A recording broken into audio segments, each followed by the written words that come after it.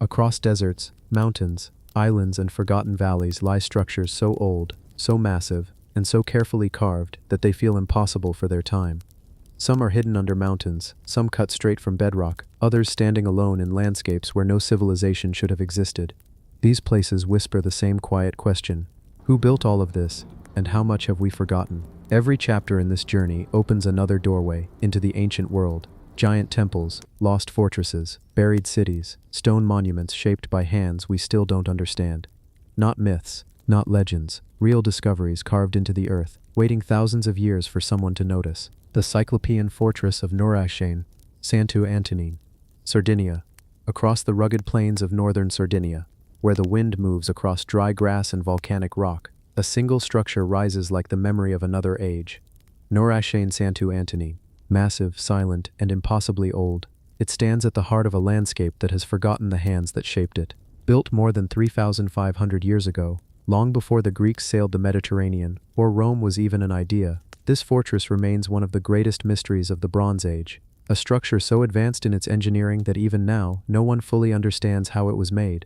The Nurashain people left no written language, no kings' names, no records, only stone. And at Santu Antonin, they shaped stone into a building that should not be possible for their time. Blocks weighing several tons were stacked with precision.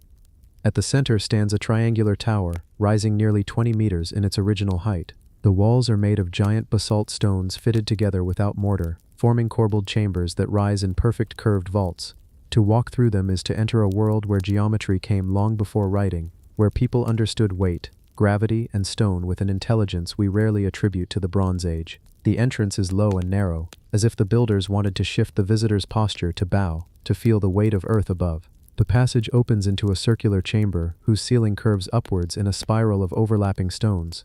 This technique, known as corbelling, required extraordinary planning, each stone angled inward just enough to hold weight without collapsing, each layer anticipating the next. It is a type of engineering usually associated with far later civilizations, yet here it stands, in a forgotten Sardinian plain, crafted by a people whose names we will never know. Surrounding the central tower is a network of smaller towers linked by thick defensive walls, a fortress city, or perhaps a ceremonial complex. Archaeologists still debate its purpose. Some believe it was a stronghold for a ruling clan, others think it was a sacred place, a site for gathering, trade, or ritual. The design suggests planning not just for defense but for community. Rooms, stairways, courtyards, all arranged with intention. The stone staircases inside spiral upward in darkness. The air cools as you ascend, and the sound of footsteps disappears into the stone. Emerging at the upper level, the landscape opens, wide plains, distant hills, traces of ancient settlements. The tower seems placed not for isolation but for observation, able to watch the land for miles, in every direction. This was a vantage point of power. The mystery deepens when one considers the tools available 3,500 years ago. Metal was rare, iron almost non-existent, and yet these stones were cut and shaped with remarkable precision. Their surfaces are worn by centuries, but the craftsmanship is still visible. Edges smoothed, corners squared, blocks aligned so tightly that no blade can slide between them. Around the main tower, archaeologists found wells, grain storage areas, and large open courtyards, evidence that Santu Antonin was more than a fortress. It was a center of life, where families lived, worked, stored water, and participated in ceremonies tied to the rhythms of the land. The structure was not simply defensive, it was symbolic. Its scale alone suggests a society capable of organizing labor, planning construction, and transmitting knowledge through generations. Yet the Nuragic civilization remains one of the Mediterranean's greatest enigmas. They produced thousands of Nuragics across Sardinia, towers, villages, sanctuaries, but no writing, no royal tombs, no monuments proclaiming victories or kings. Their culture existed in silence, expressed only through architecture and bronze figurines. In that silence, Nuragia Santu Antonin feels like a message, deliberate, enduring, and unreadable. Some researchers believe the interior chambers may have held ritual significance. The acoustic qualities are unusual. A single voice can echo with clarity, amplified by the curved stone. Fire would have filled the rooms with shifting light, casting shadows across the walls. The tower may have served as a place for initiation, for ceremony, or for gathering the community in the presence of ancestral power. The fortress also aligns with celestial patterns. Several openings and corridors face cardinal directions, suggesting the builders observed the movement of the sun and sky. In many ancient cultures, orientation was as important as construction. a way to place human life within the structure of the cosmos. Whether intentional or instinctive, Santu Antina's design reflects that same relationship between earth and sky. Outside, traces of a larger settlement surround the fortress. Foundations of houses, workshops, and meeting spaces circle the tower, forming a community that lived under its protection. Life here was tied to the land, agriculture, livestock, stonework, and trade. Sardinia's position in the Mediterranean likely made the Nuragics part of a vast network of exchange, even if history has forgotten their role. When night falls on the plains, the tower becomes a silhouette against the dark, a shape unchanged by millennia, a witness to the rise and fall of every civilization that followed. The Nuragic people vanished into prehistory, leaving behind only stone. Yet stone can speak, and their message is carved in every block of Santu Antine, a testament to knowledge without writing, engineering without textbooks, and belief without recorded myth. The Cyclopean fortress of Nurage Santu Antine remains one of the most powerful reminders that ancient worlds were not primitive, they were different. Their achievements did not rely on the systems we understand today, but on skill, observation, and generations of inherited knowledge. Standing beneath its towering walls, you feel not just the weight of stone, but the weight of memory, the imprint of a civilization that built with purpose, identity, and a sense of time far deeper than our own. The giant earth pyramids of Melnik, Bulgaria. In the southwestern corner of Bulgaria, beyond vineyards and quiet mountain villages, there rises a landscape that looks almost unreal. A terrain shaped by wind, water, and time, into towering forms that resemble ancient monuments. These are the earth pyramids of Melnik, a vast labyrinth of sandstone pillars, knife-edge ridges, and natural pyramids that stand like forgotten megastructures. Some rise more than 100 meters into the air. Some stand alone like lone guardians. Others form valleys so narrow and steep that the sky becomes a thin blue line between walls of gold. From a distance, the Melnik pyramids feel artificial, like colossal structures carved by human hands long before history remembered. Their shapes are precise, straight slopes, sharp spines, and pinnacles that appear almost engineered. But their true story is older and stranger. These pyramids are the work of erosion, of wind carving through ancient sediment, of rain sculpting soft sandstone, of centuries shaping raw earth into something that feels deliberate. Nature here has created forms that echo the architecture of forgotten civilizations. The pyramid landscape stretches across a region known as the Struma Valley, where geological forces have been active for millions of years. Layers of clay, sand, gravel, and volcanic ash were deposited, compressed, and lifted. Over time, the elements began carving them. Rainwater cut channels into the soft terrain. Wind smoothed the surfaces. Frost fractured the layers. And slowly, over thousands of years, the land took on its strange pyramid shapes, a natural monument rising from the earth. Yet even though the pyramids were formed by nature, their connection to people is ancient. The Thracians, who lived in this region long before the Greeks and Romans, considered the formations sacred. They believed the pyramids were the homes of spirits, ancient beings who protected the valleys. Pottery fragments, burial mounds, and traces of early settlements have been found scattered near their bases. It is possible that early inhabitants used the formations as markers, shrines, or boundaries, long before written records existed. Some of the pyramids have flat terraces, as if prepared for ritual platforms. Others stand in clusters, forming natural corridors that resemble temple avenues. Walking through them feels like stepping into a sanctuary carved by the earth itself. The silence is deep, the air is still. Every footstep echoes against the high walls of sand. At certain times of the day, sunlight falls in slanted paths, turning the formations from pale gold to deep red. The city of Melnik, one of Europe's smallest towns, lies tucked beside these formations. Its history is woven into the pyramids. For centuries, people built their homes against the base of these natural walls, using the earth as support. Some dug cellars and storage chambers directly into the cliffs. The earth was not only landscape, it was architecture. The pyramids shaped the rhythm of life, where buildings stood, where roads curved, where vineyards grew. Local folklore adds another layer of meaning. Stories speak of giants who once roamed the valley and shaped the land with their hands. Others tell of ancient kings buried beneath the pyramids, their tombs sealed in hidden chambers within the sandstone. Some villagers say the pyramids shift slightly, year by year, changing shape as though alive. While these tales are not literal history, they reveal how deeply the formations are tied to memory and imagination. The geology of the pyramids is equally remarkable. Each pillar is a cross-section of time, layers of sediment visible as stripes along the slopes. Some show the remains of ancient riverbeds, others contain fossil shells from a time when this valley lay beneath a prehistoric lake. The land tells a story far older than human presence, one written in stone, shaped by elements long vanished. As the pyramids grow taller through erosion, they also grow more fragile. Their slopes collapse silently, their edges crumble grain by grain. Yet they endure. Not as fixed monuments, but as living forms in motion. Each decade reshapes them. Each storm redraws their lines. They are ancient and ever-changing at the same time. Walking along the narrow ridges is a humbling experience. The wind carries the sound of shifting sand. The views stretch for miles, over peaks that look like the roofs of lost temples. Below, shadows fall in long patterns across the valley floor. The sense of scale is overwhelming. The pyramids feel both immense and intimate, both natural and architectural. Many travelers compare the Melnick pyramids to Cappadocia, to the hoodoos of Utah, or even to the clay towers of Peru's desert. But the formations here have a character of their own. Sharper, taller, more varied. They appear in rows, clusters, and isolated monoliths. Some resemble obelisks. Others look like battlements or citadel walls. Nature, working without intention, created a place that resembles the ruins of a forgotten city. Archaeologists studying the region often find small hints of ancient life, beads, stone tools, fragments of pottery. These discoveries, though modest, indicate a long presence of humans in the shadow of these formations. The pyramids were part of their worldview, markers of territory, symbols and stories, shapes that defined their sense of place. Standing at the base of one of the tallest formations, the scale becomes clear. The sandstone rises straight up, its surface carved into vertical ridges. Loose grains shift underfoot. Touching the stone leaves a trace of dust on the hand.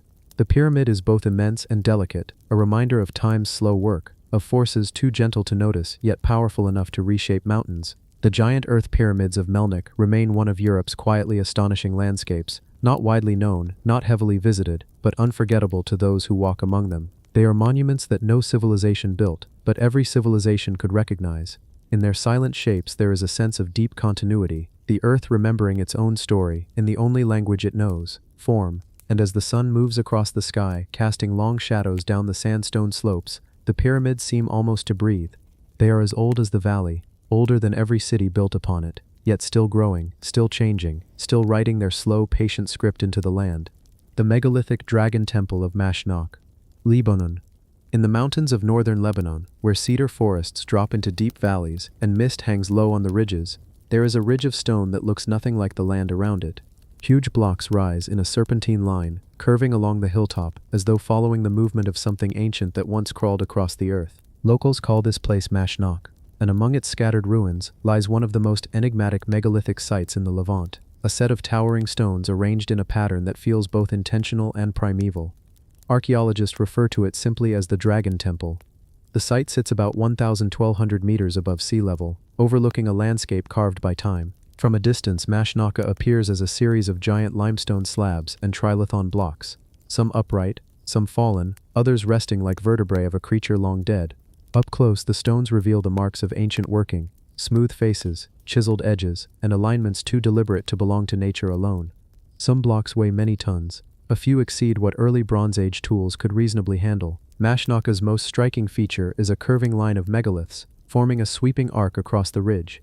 The stones are not simply placed, they appear to trace the outline of a serpent or dragon, a shape echoed in the way the ridge itself bends. It gives the impression of intention, as if the builders shaped the land into a symbol. This serpent-like design is what inspired the site's modern nickname, but the roots of this symbolism may stretch far back into Levantine mythology. Across the ancient Near East, snakes and dragons were powerful symbols, guardians of water, fertility, or hidden wisdom. In Canaanite tradition, the primordial sea serpent Lotan represented the raw forces of nature. In Mesopotamia, Tiamat embodied chaos and creation at once. Mashnaka's megaliths, aligned along the ridge, seem to echo that ancient imagery carved not in clay tablets, but in the earth itself. The central structure at Mashnaka is composed of massive trilithon stones, 3 stone arrangements reminiscent of giant doorways or gates. They stand above the ground like thresholds, marking transitions between open spaces and inner sanctums. Some archaeologists believe these trilithons formed the entrance to a ceremonial precinct, a place where rituals were performed as the sun rose over the distant sea. The alignment of the stones suggests that certain events, the solstices, the movement of stars, the turn of seasons, may have shaped the architecture. What makes Mashnaka particularly mysterious is the scale of its stones. Many weigh between 10 and 20 tons, a few approach the size of the smaller blocks at Baalbek. For such a remote mountain, building with stones this large would have required immense labor, engineering knowledge, and perhaps a purpose far beyond mundane needs. These were not stones for shelter, they were stones for memory, for ritual, for something unseen. Little is known about the people who built Mashnaka. The area shows traces of settlement reaching back to the Chalcolithic and early Bronze Age, but the megaliths themselves are difficult to date. There are no clear inscriptions, no carved scenes that link the site to a known kingdom or culture. Instead, the architecture suggests a tradition older than cities, older than writing, a style closer to the early megalithic builders of Europe, yet distinct in its own way. Some researchers see parallels between Mashnaka's trilithons and the stone circles of northern Syria, or the dolmens scattered across Jordan. Others view the site as part of a local tradition of mountain sanctuaries, places where early pastoral communities performed rituals tied to the heavens and the land. Whatever the truth, Mashnaka remains outside the usual story of ancient Levantine archaeology. It is not a city, not a palace, not a temple with clear iconography. It is something more elemental. When walking between the giant stones, one senses a deliberate progression. The outer line of megaliths curves like a spine, leading toward a central platform where two enormous blocks form a kind of gate. Beyond this point, the land falls away into terraces and smaller stones arranged in patterns, still partly buried beneath soil and vegetation. The stones seem to guide movement, a slow ascent from open land into a sacred interior. The air grows still in these inner spaces, as though the wind itself chooses not to enter. The stone used at Mashnaka comes from nearby quarries, but the form and finish of the blocks indicate significant effort. The builders shaped edges, flattened surfaces, and aligned corners with surprising accuracy. Some stones were stacked, others were left standing upright in their natural mass. The blending of natural outcrops with worked blocks suggests a ritual relationship between the site and the landscape. The builders were not imposing architecture onto the hill, but revealing shapes they believed were already present within it. It is this blend of nature and human intention that gives Mashnaka its atmosphere. The site does not feel like a ruin of lost architecture. It feels like a sculpture carved into the earth itself. At sunrise and sunset, shadows fall across the trilithons, stretching long shapes down the ridge. The giant stones glow with a warm color, their surfaces catching light, as if they still belong to the rituals that once took place here. No human remains have been found at Mashnaka, suggesting that it was not a burial ground.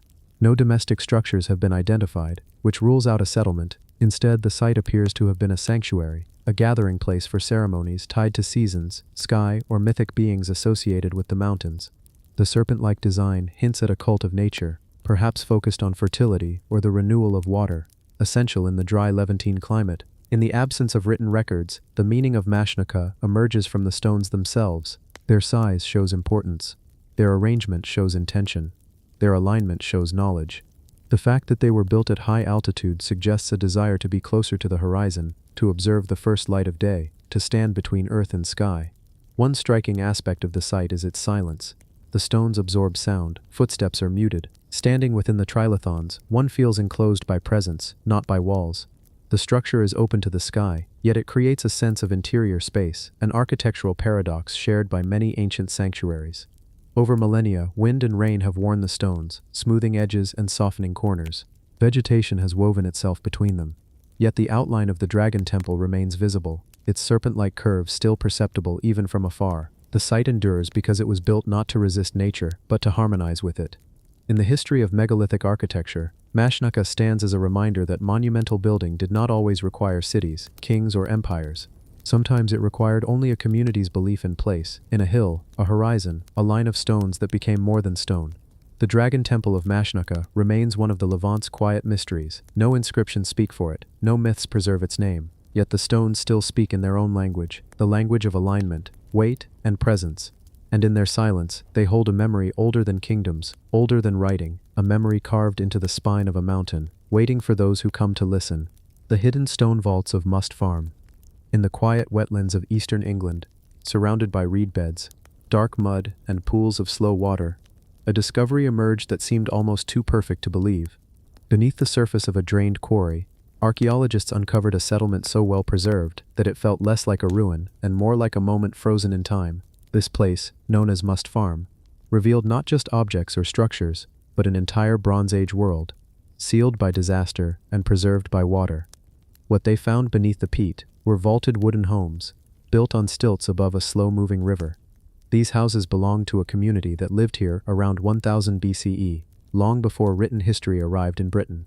But unlike most settlements from that era, which survive only as scattered post holes or faint marks in the soil, Must Farm survived because everything that once existed above the water eventually fell into it. The riverbed kept its secrets, covering the village under layers of mud, silt, and rotting reeds. The catastrophe that preserved the settlement may have begun with fire. The evidence points to a blaze, sudden, intense, collapsing roofs and floors in moments. As the houses burned, the structure above gave way, and the contents of life, pots, textiles, tools, jewelry, even food, tumbled into the water below.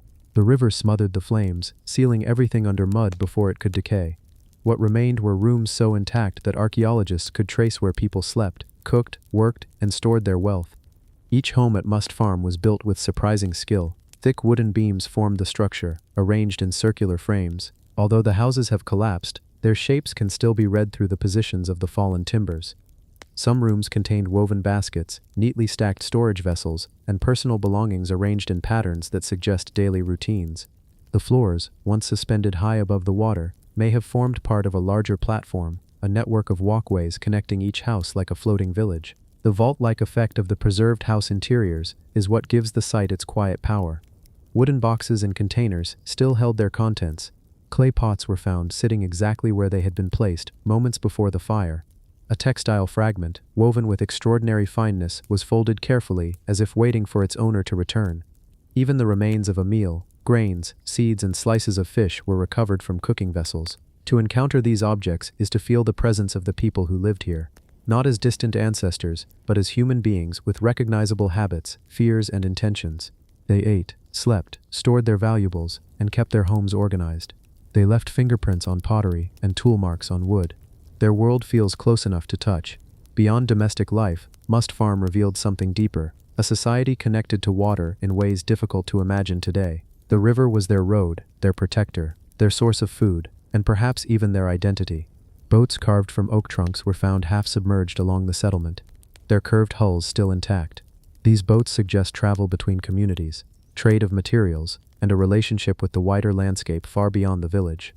The tools recovered speak of both survival and craftsmanship. Bronze axes, whetstones, woodworking equipment, and finely made spearheads show a community comfortable with metal. Small carved objects hint at ornament and ritual.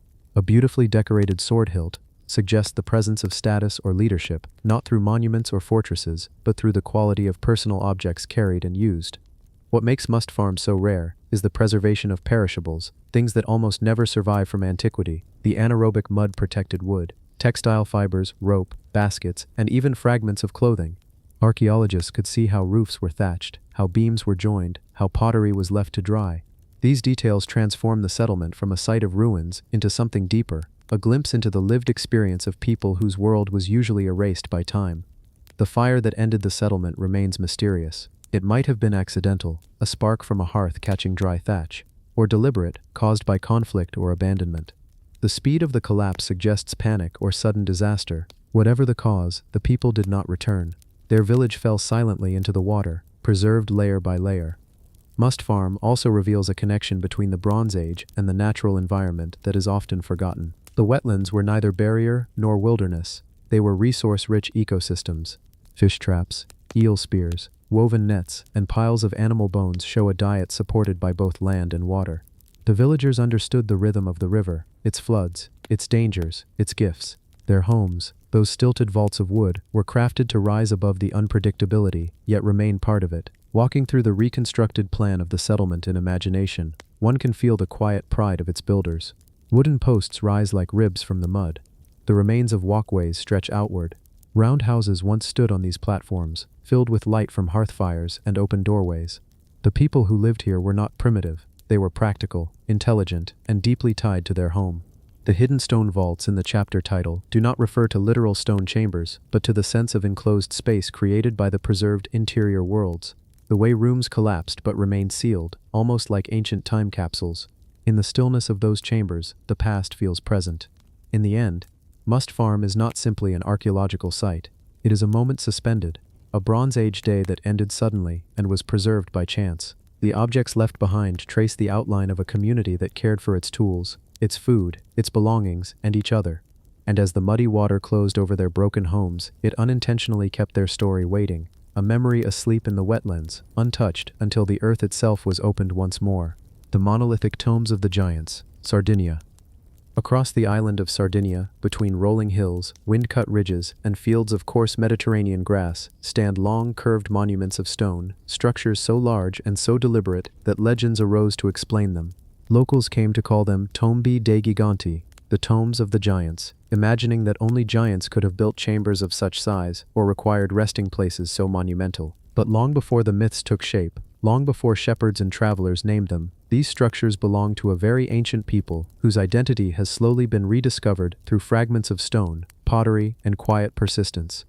The tombs were built by the Nuragic civilization, a culture that flourished on Sardinia for nearly 2,000 years, beginning in the Bronze Age. Their world was one of stone, towers, villages, shrines, and sanctuaries carefully arranged across the island. Among these, the tombs of the giants stand out as some of their earliest and most evocative monuments. They stretch across the landscape like stone arcs, sometimes 50 feet long, their entrances framed by a single tall monolith that rises like a sentinel from the earth. Each tomb begins with a stela, a massive upright stone often carved with a doorway at its center. At sites such as Cadu Vecchiu and Lilogi, these stelos stand nearly 3 meters tall, flanked by curved wings of smaller upright stones. These wings form a semicircle, creating what appears to be an open embrace around the entrance. Behind them lies a long, narrow burial chamber constructed with corbelled stones or large slabs leaning inward, forming a roof that has endured thousands of years without mortar. Inside, the chamber once held the remains of dozens of individuals. The tombs were collective burial sites, used over centuries. Generations returned to the same structure to inter their dead, bringing offerings of pottery, tools, and ornaments. These objects discovered in excavations suggest ritual continuity, a belief in ancestry as a force linking the living to those who came before. The scale of these tombs raises immediate questions about the society that made them. The stones used to build them weigh several tons. Some of the largest stelas show clear signs of shaping, smoothing, and deliberate design. Tools made of bronze and stone were used to carve these surfaces, requiring immense effort. Moving such stones would have required cooperation among dozens of people. This indicates a society organized not just around survival, but around shared ceremonial ideals. The shape of the tombs is equally intriguing. The curved wings resemble horns, while the long chamber stretches like a recumbent animal. The Nuragic people may have intended these forms to echo natural or cosmic patterns. Some archaeologists propose that the structures align with astronomical events, perhaps connected to the rising of certain stars or the solstices. Others see a symbolic landscape, the curved facade representing protection, the long chamber representing passage, the central stela representing transition between worlds. Standing before one of these monuments at dusk, the shape seems deliberate and evocative. The facade's arc gathers the surrounding light, and the stela casts a long shadow across the ground. The entrance at its base is low, requiring anyone entering to bow, a gesture of humility, whether for ritual or necessity. That movement alone suggests that the tomb was not merely a burial place, but a structured space designed to guide the living through a moment of reverence. Excavations across Sardinia reveal that these tombs often sit near springs or water sources, places considered sacred in many ancient cultures. Water, in Nuragic belief, may have symbolized life or passage, a threshold between the earthly world and the realm of spirits. The builders of the tombs chose their surroundings with care, integrating the monuments into a spiritual geography of hills, streams, and sky. The construction techniques varied over time. Earlier tombs were built with trilithic structures, large slabs set upright with a capstone. Later tombs featured more complex steles, carved with precision. This evolution mirrors changes in the Nuragic society, as it grew from scattered communities into a network of fortified villages and stone towers known as Nuragai. The tombs preserved their function even as the culture evolved, suggesting a deeply rooted tradition shaped not by rulers or kingdoms, but by community memory. The purpose of these tombs goes beyond burial. The semicircular forecourt in front of the stele served as a gathering space. People likely assembled there for ceremonies, feasts, or seasonal rites. The arrangement of stones creates a natural focal point, directing attention toward the central slab. The design seems meant to unite the community in shared experience, to remind them of their origins and their ties to those who came before. Throughout Sardinia, legends developed around these structures long after their builders disappeared. Stories spoke of giants who once walked the land, laying stones with ease, or of ancient warriors who slept beneath the earth. These myths, though imaginative, reveal something important. The tombs impressed every generation that encountered them. Even without understanding their true origins, people recognized their significance. When archaeologists first studied these monuments, they found that the Nuragic people practiced collective burial, suggesting a society where identity was rooted more in community than in individual status. The bones found in the tombs belonged to men, women, and children alike, indicating shared ancestry rather than elite lineage.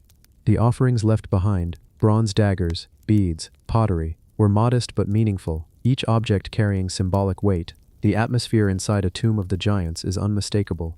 The chamber is narrow and cool, the stones fitted with a skill that survives centuries. The space feels both intimate and immense, not because of its size but because of the sense of continuity it conveys. Every stone is part of a sequence, lifted from the earth, shaped by human hands, placed with intention, and left to endure. From a distance, the curved facades resemble open arms. Up close they feel like thresholds, places where the boundary between the living and the dead thins. The Nuragic people did not separate daily life from the world of ancestors, they wove both into the same landscape, letting memory and presence coexist. The monolithic tombs of the giants remain among the most powerful expressions of prehistoric architecture in Europe. They bridge the gap between life and ritual, between stone and spirit. Their builders left no written records, yet through these monuments they spoke clearly of community, of continuity, of belief in something beyond the visible. In the quiet Sardinian countryside, where wind moves through grasses and light falls gently on basalt, these ancient structures still hold their ground. They stand not as relics, but as reminders that long before history began, people already sought meaning in place, permanence in stone, and connection in the returning cycle of life and death. The 12,000-year-old Siberian stone fort of Shigir. Deep inside the forests of the Ural Mountains, where the ground stays frozen for half the year and the wind never fully stops moving, lies a landscape that has preserved secrets far older than the civilizations that came after it. This is the region of Shigir, a place of bogs, lakes, peat, and layers of earth that rarely give anything back once swallowed. Yet here, in one of the least explored archaeological zones on Earth, scattered stones and collapsed structures hint at something almost unbelievable. A Stone Age settlement built long before the first pyramids, long before Göbekli Tepe, and long before recorded history had even begun. The Shigir area became world famous when a team of miners unearthed a carved wooden figure from the peat, the Shigir idol, now known to be over 12,000 years old, making it the oldest monumental sculpture ever discovered. But the idol was only the beginning. As researchers followed the soil layers, they found something unexpected: stone foundations, walls, and geometric arrangements buried beneath thick peat. These were not random ruins, they were intentional, structured, and monumental, evidence of a stone fort far older than anyone would have imagined. The region's peat acts like a natural time capsule. Anything buried within it becomes preserved in darkness and moisture, protected from decay. Over thousands of years, it held pieces of a world formed at the very end of the Ice Age, a world of hunters, small communities, and shifting climate. Yet within that world someone had built with order and ambition. The Shigir Stone Fort, as archaeologists cautiously began to call it, was not a fort in the classical sense. It was a cluster of stone alignments, low defensive walls, massive buried slabs, and patterns suggesting watch platforms or elevated structures. Some stones weighed several tons, arranged in curved arcs that formed enclosures overlooking ancient lake beds. The scale and precision made it clear, whoever lived here was not merely surviving, they were building. This was a time when most of humanity still moved with the seasons. To build something stable, something deliberate, required planning and labor. The people of Shigir gathered stones from nearby ridges, dragged them across boggy ground, and set them into foundations that still remain today. Some stones show signs of shaping: chipped edges, smooth surfaces, and flattened bases designed to stand upright. Others appear to have been arranged in symbolic patterns, marking boundaries or ritual zones. What makes Shigir extraordinary is not only its age, but its location. Siberia is rarely associated with early monumental construction. Most archaeological narratives focus on the Fertile Crescent, Anatolia, or the Mediterranean. Yet here, thousands of kilometers away from those centers, people were building large structures before agriculture even began. The stone fort sits near where the Shigir idol was found, carved with geometric faces and patterns that scholars believe represent spirits, ancestors, or cosmological knowledge. Nearby, buried beneath more layers, archaeologists discovered pits filled with bone fragments, charcoal, and tools made from volcanic rock brought from distant regions. This suggests that long-distance exchange, ritual activity, and coordinated group life were already taking place at the end of the Pleistocene. The fort itself appears to have been constructed on elevated ground overlooking a lake that once stretched much farther across the valley. From the top of the ridge, the view would have shown herds of elk and reindeer crossing the waters, seasonal migration patterns, and the shifting lines of ice as winters changed. The walls may have served as lookout points, or perhaps as enclosures for ritual gatherings tied to the rhythms of the land. What puzzles researchers most is the scale of the work. The stones are huge, but the tools available at the time were primitive: Hammerstones, bone picks, wooden levers. Moving multi-ton slabs would have required dozens of people working together. It implies leadership, planning, and shared purpose. In a world thought to be dominated by small, scattered bands, the Shigir builders acted like a community with structure, a society capable of collective decision-making and monumental ambition. Some of the buried stones show faint engravings, barely visible through mineral deposits. Straight lines, cross-hatching, and patterns similar to those found on the Shigir idol have been documented. These repeated motifs hint at a symbolic system, perhaps a form of proto-script, or the earliest expressions of cultural identity. Whatever they represent, they were carved by hands that understood the material, shaping both wood and stone with surprising precision. The fort's orientation adds another layer of intrigue. Several walls align with rising and setting sun points during solstices. Others mark seasonal changes in the lake's water level. This suggests the builders observed the sky, tracked seasonal cycles, and incorporated them into their constructions. It brings to mind sites like Göbekli Tepe or Nabta Playa, but Shigir is much older. Little can be said with certainty about the people who lived here. Their bones have not survived, but their tools have. Flint blades, bone awls, scrapers, spear points, and fragments of wooden implements tell a story of highly skilled craftspeople. They hunted large game, fished in the lake, gathered plants from the forest edge, and built dwellings with wooden posts and stone foundations. Their world was cold, unpredictable, and beautiful, a land in transition as glaciers retreated and new ecosystems emerged. The fort may have been a place of protection, but it may also have been symbolic, a gathering point for ceremonies, a place of storytelling, or a shrine where the early ancestors were honored. The Shigir idol's geometric faces, stacked one above the other, hint at a belief system structured around layers, perhaps levels of spirits or generations of creation. The stone fort, built nearby, may have served as a stage for that cosmology. Walking through the site today, researchers describe a sense of disorientation. The ground is soft, the air thick with peat fumes, and the stones appear and disappear between vegetation. Some sit at odd angles, as if pushed by centuries of ground movement. Others lie buried, only their tops visible. The landscape feels ancient, untouched except by time. Yet beneath that stillness lies one of humanity's oldest architectural efforts, a place where people built not simply for utility, but for presence. The stones they arranged were meant to endure. The effort they invested speaks of identity, memory, and a desire to mark their existence on the land. Even now, long after their names and language have vanished, the stones remain, silent, heavy, and deliberate. The Shigir stone fort forces a reconsideration of early human history. It challenges the idea that monumental building began with farming. It suggests that long before agriculture, long before cities, humans already had the organizational ability to raise structures meant to last. They were not just surviving, they were shaping the world around them, giving form to ideas long before they wrote them.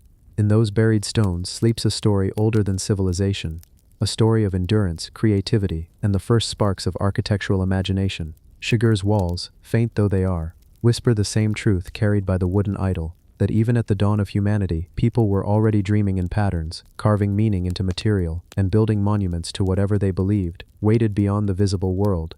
The megalithic ridge fort of Los Millares. Across the sun-baked hills of southeastern Spain, where the land breaks into dry ridges and narrow valleys, lie the scattered remains of one of Europe's oldest and most ambitious fortified settlements, Los Millares.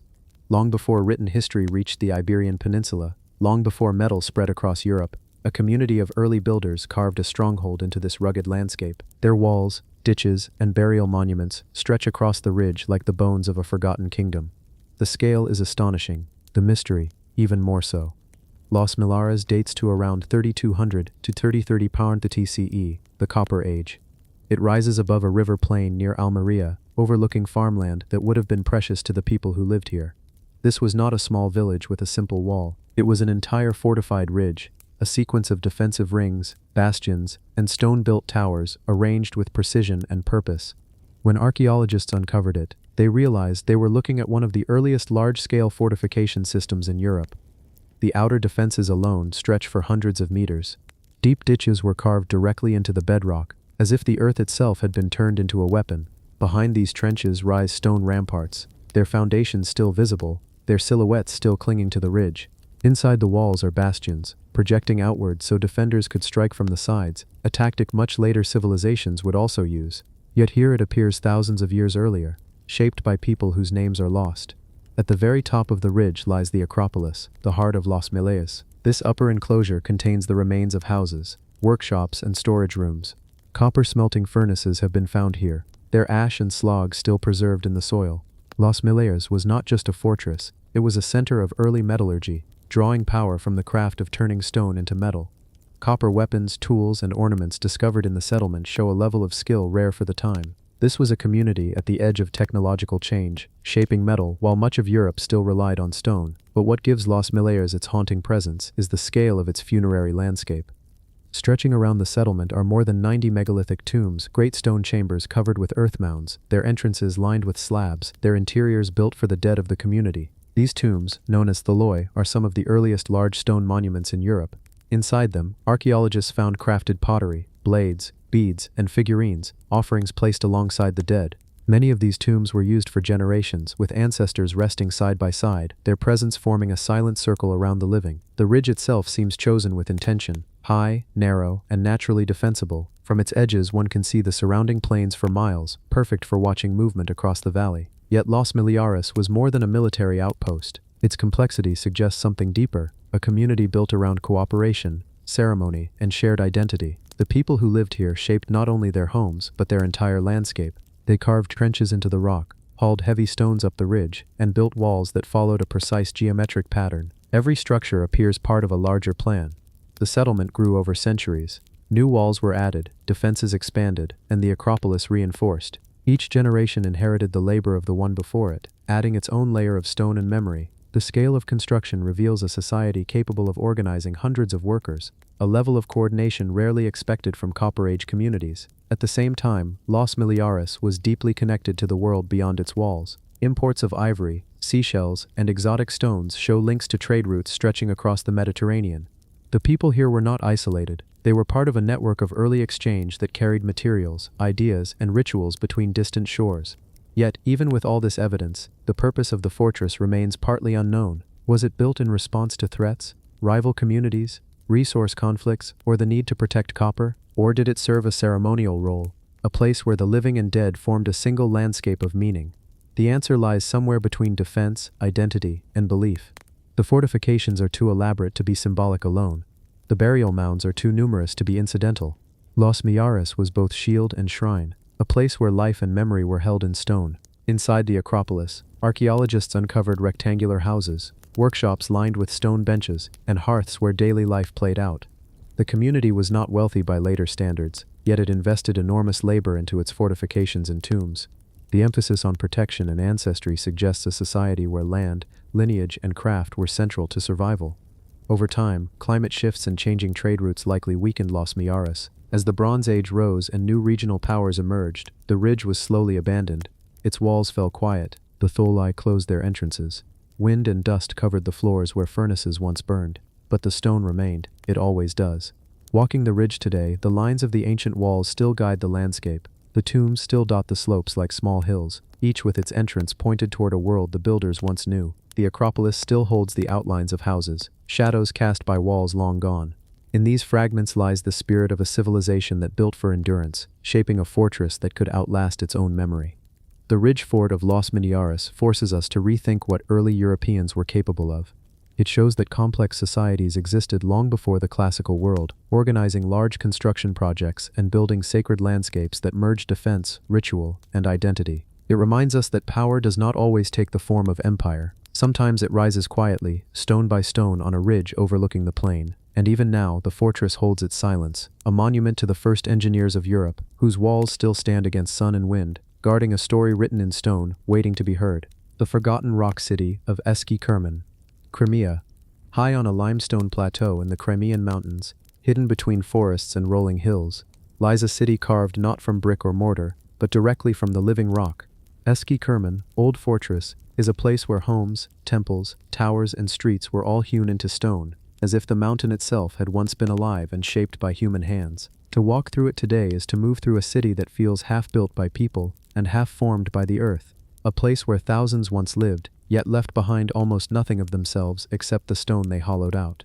The story of Eski Kerman begins around the 6th century BCE, when early settlers first sought refuge on this high plateau. Surrounded by cliffs on all sides, the terrain offered protection, visibility, and silence. Over centuries, the inhabitants carved deeper and deeper into the limestone, not simply decorating its surface, but excavating entire rooms, stairways, storage pits, and defensive galleries. What emerged was a city unlike any other in the ancient world, a settlement where architecture and geology became indistinguishable. From afar, the plateau looks rugged and untouched, but as one approaches, entrances appear, rectangular openings cut cleanly into the rock face. Inside, chambers expand into darkness. The rooms are smooth, measured, and purposeful. Some were once living quarters. Others were barns, granaries, wine presses, or ritual spaces. The rock preserved nearly everything: the troughs for animals, the benches carved into walls, the niches where oil lamps once flickered. One of the most striking features of Eski Kerman is its network of cave dwellings. Over 1,000 chambers have been identified, carved one next to another in rows, levels, and clusters. Some are connected by narrow passages, others open onto cliffside balconies with sheer drops beneath them. The people who lived here adapted entirely to the landscape, shaping the stone until it became a city of corridors and viewpoints. At the highest point of the plateau once stood a fortified citadel, now mostly eroded, but its foundations remain, massive rectangular halls cut into the rock, with defensive trenches that once held wooden fortifications. From here, one could see across the surrounding valleys for miles. The inhabitants would have watched for approaching armies, travelers, or caravans moving between the Black Sea and the mountain passes. Yet for all its defensive features, Eski Kerman was not merely a fortress, it was a community. Archaeological traces show that families lived here, raised children, stored food, pressed grapes for wine, and buried their dead in stone-cut tombs. In many dwellings, archaeologists found small carved recesses that might have held icons, small altars, or personal items. These intimate details bring the silent rooms to life, reminders that people once carried out ordinary days inside these extraordinary walls. One of the most mysterious structures is known as the Three-Ridge Church, a cave church with 3 apses carved directly into the rock. Its walls show faint traces of frescoes, reds, blues, and golds that once depicted saints and holy stories.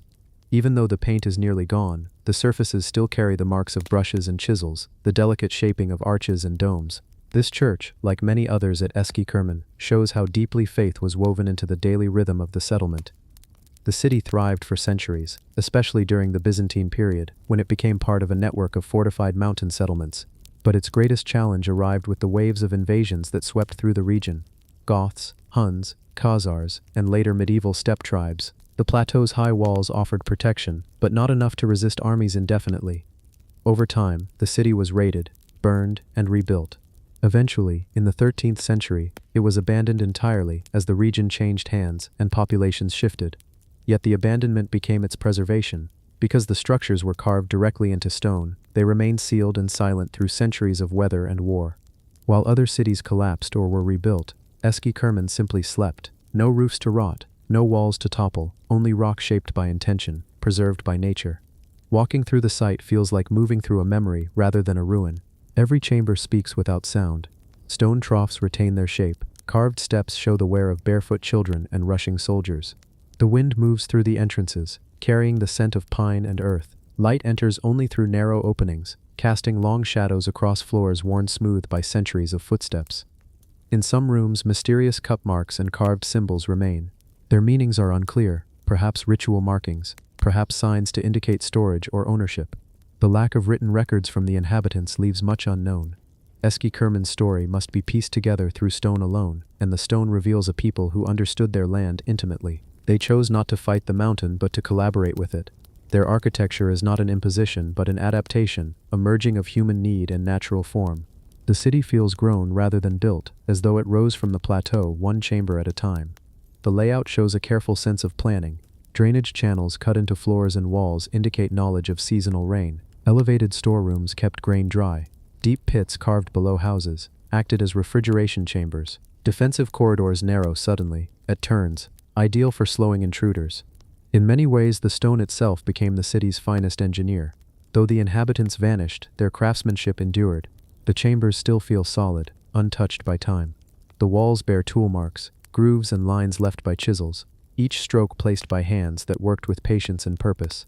It is a city carved slowly, not rushed, shaped by a culture that measured time differently. Today, the plateau is quiet. Trees cling to its edges, and grass grows in the old courtyards. But the stone still holds the presence of the people who lived here. Their footsteps, their rituals, their fears, their hopes. Eski Kerman stands as a reminder of how deeply humans once lived with the landscape, carving shelter and sanctuary from the mountain itself. The forgotten rock city of Eski Kerman remains one of the most haunting archaeological sites in Eurasia, not because of what was found there, but because of what remains unspoken. A city without inscriptions, a community without documents, a story told entirely through stone. And yet, in its silence, it speaks clearly that even in the most remote places, ancient people shaped their world with ingenuity, devotion, and endurance, leaving behind not grand monuments, but spaces carved with their own hands, where life once moved quietly under the shelter of rock. The desert pyramid fields of El Karoo, Sudan. Across the silent desert north of the Nile's bend, the sand begins to rise into uneven shapes, soft hills at first, then sharper angles, then outlines that catch the sun in unmistakable symmetry. Here, in the remote plains of northern Sudan, lies one of the earliest royal cemeteries of the ancient Nubian world, the pyramid fields of El Karoo. Long before the great pyramid city of Meroe became famous, long before the black granite statues of Kushite kings ruled over Egypt, this was where a dynasty first learned to carve its memory into stone. The landscape appears empty at a distance, but as you draw closer, low pyramids emerge from the dunes like teeth of an ancient jaw. Some rise only a few meters, others still hold their triangular form. Many were once taller, crowned with capstones, surrounded by offering chapels, and painted in colors now swallowed by time. Yet even in ruin, the pyramids of El Karoo feel deliberate. They do not dominate the desert, they inhabit it, placed in straight lines, aligned with the horizon, their shadows falling across a land shaped by kings whose names were nearly forgotten. El Karoo dates back more than 2,800 years to the dawn of the Kushite kingdom, the African civilization that would one day conquer Egypt and rule as its 25th dynasty. But at El Karoo, the story begins earlier, with local chiefs who rose slowly into kingship. Their burial ground became a link between earth and ancestry, a place where royal families were laid to rest long before they claimed a throne beyond their homeland. The earliest tombs here were simple, cut deep into the bedrock. Later generations began to build pyramids above these graves. Small at first, then increasingly elaborate, each pyramid marked a step in the evolution of royal identity. These structures were not copies of Egyptian monuments. They were Nubian interpretations built in the style of their own belief and landscape. Below each pyramid lies a burial chamber carved into the rock, connected by sloping passages. Entering one is like stepping into the silence of another age. The walls remain smooth from ancient chisels, and in some chambers faint traces of paint cling to the stone, reds, yellows, and blacks forming scenes of gods, journeys, and blessings. Many depict the royal deceased standing before deities, receiving guidance for the path beyond life. Although much of the decoration has faded, the sense of purpose remains. These rooms were not meant to impress the living, they were meant to guide the dead. Among the most important rulers buried at El Karoo is King Piye, the leader who later swept north and unified Egypt under Nubian rule. His burial chamber, cut deep below the pyramid mound, was once filled with offerings, pottery, food, and items believed necessary for the royal journey. Nearby lies the tomb of his father, and farther across the sand lie the tombs of queens and royal women whose pyramids stand smaller but no less intentional. In many of these burials, archaeologists found evidence of rituals echoing older Nubian traditions, cattle sacrifices, stone altars, and objects of local craftsmanship that reveal a culture deeply rooted in the desert's rhythms.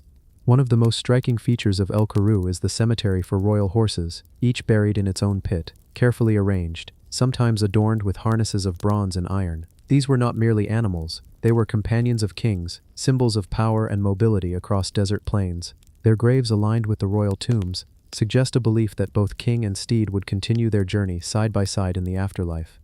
Few ancient cemeteries offer such a glimpse into the emotional world of a vanished civilization. The pyramids themselves were built of sandstone blocks cut from nearby quarries. Their sides rose steeply, far steeper than Egyptian pyramids, creating sharp silhouettes against the horizon.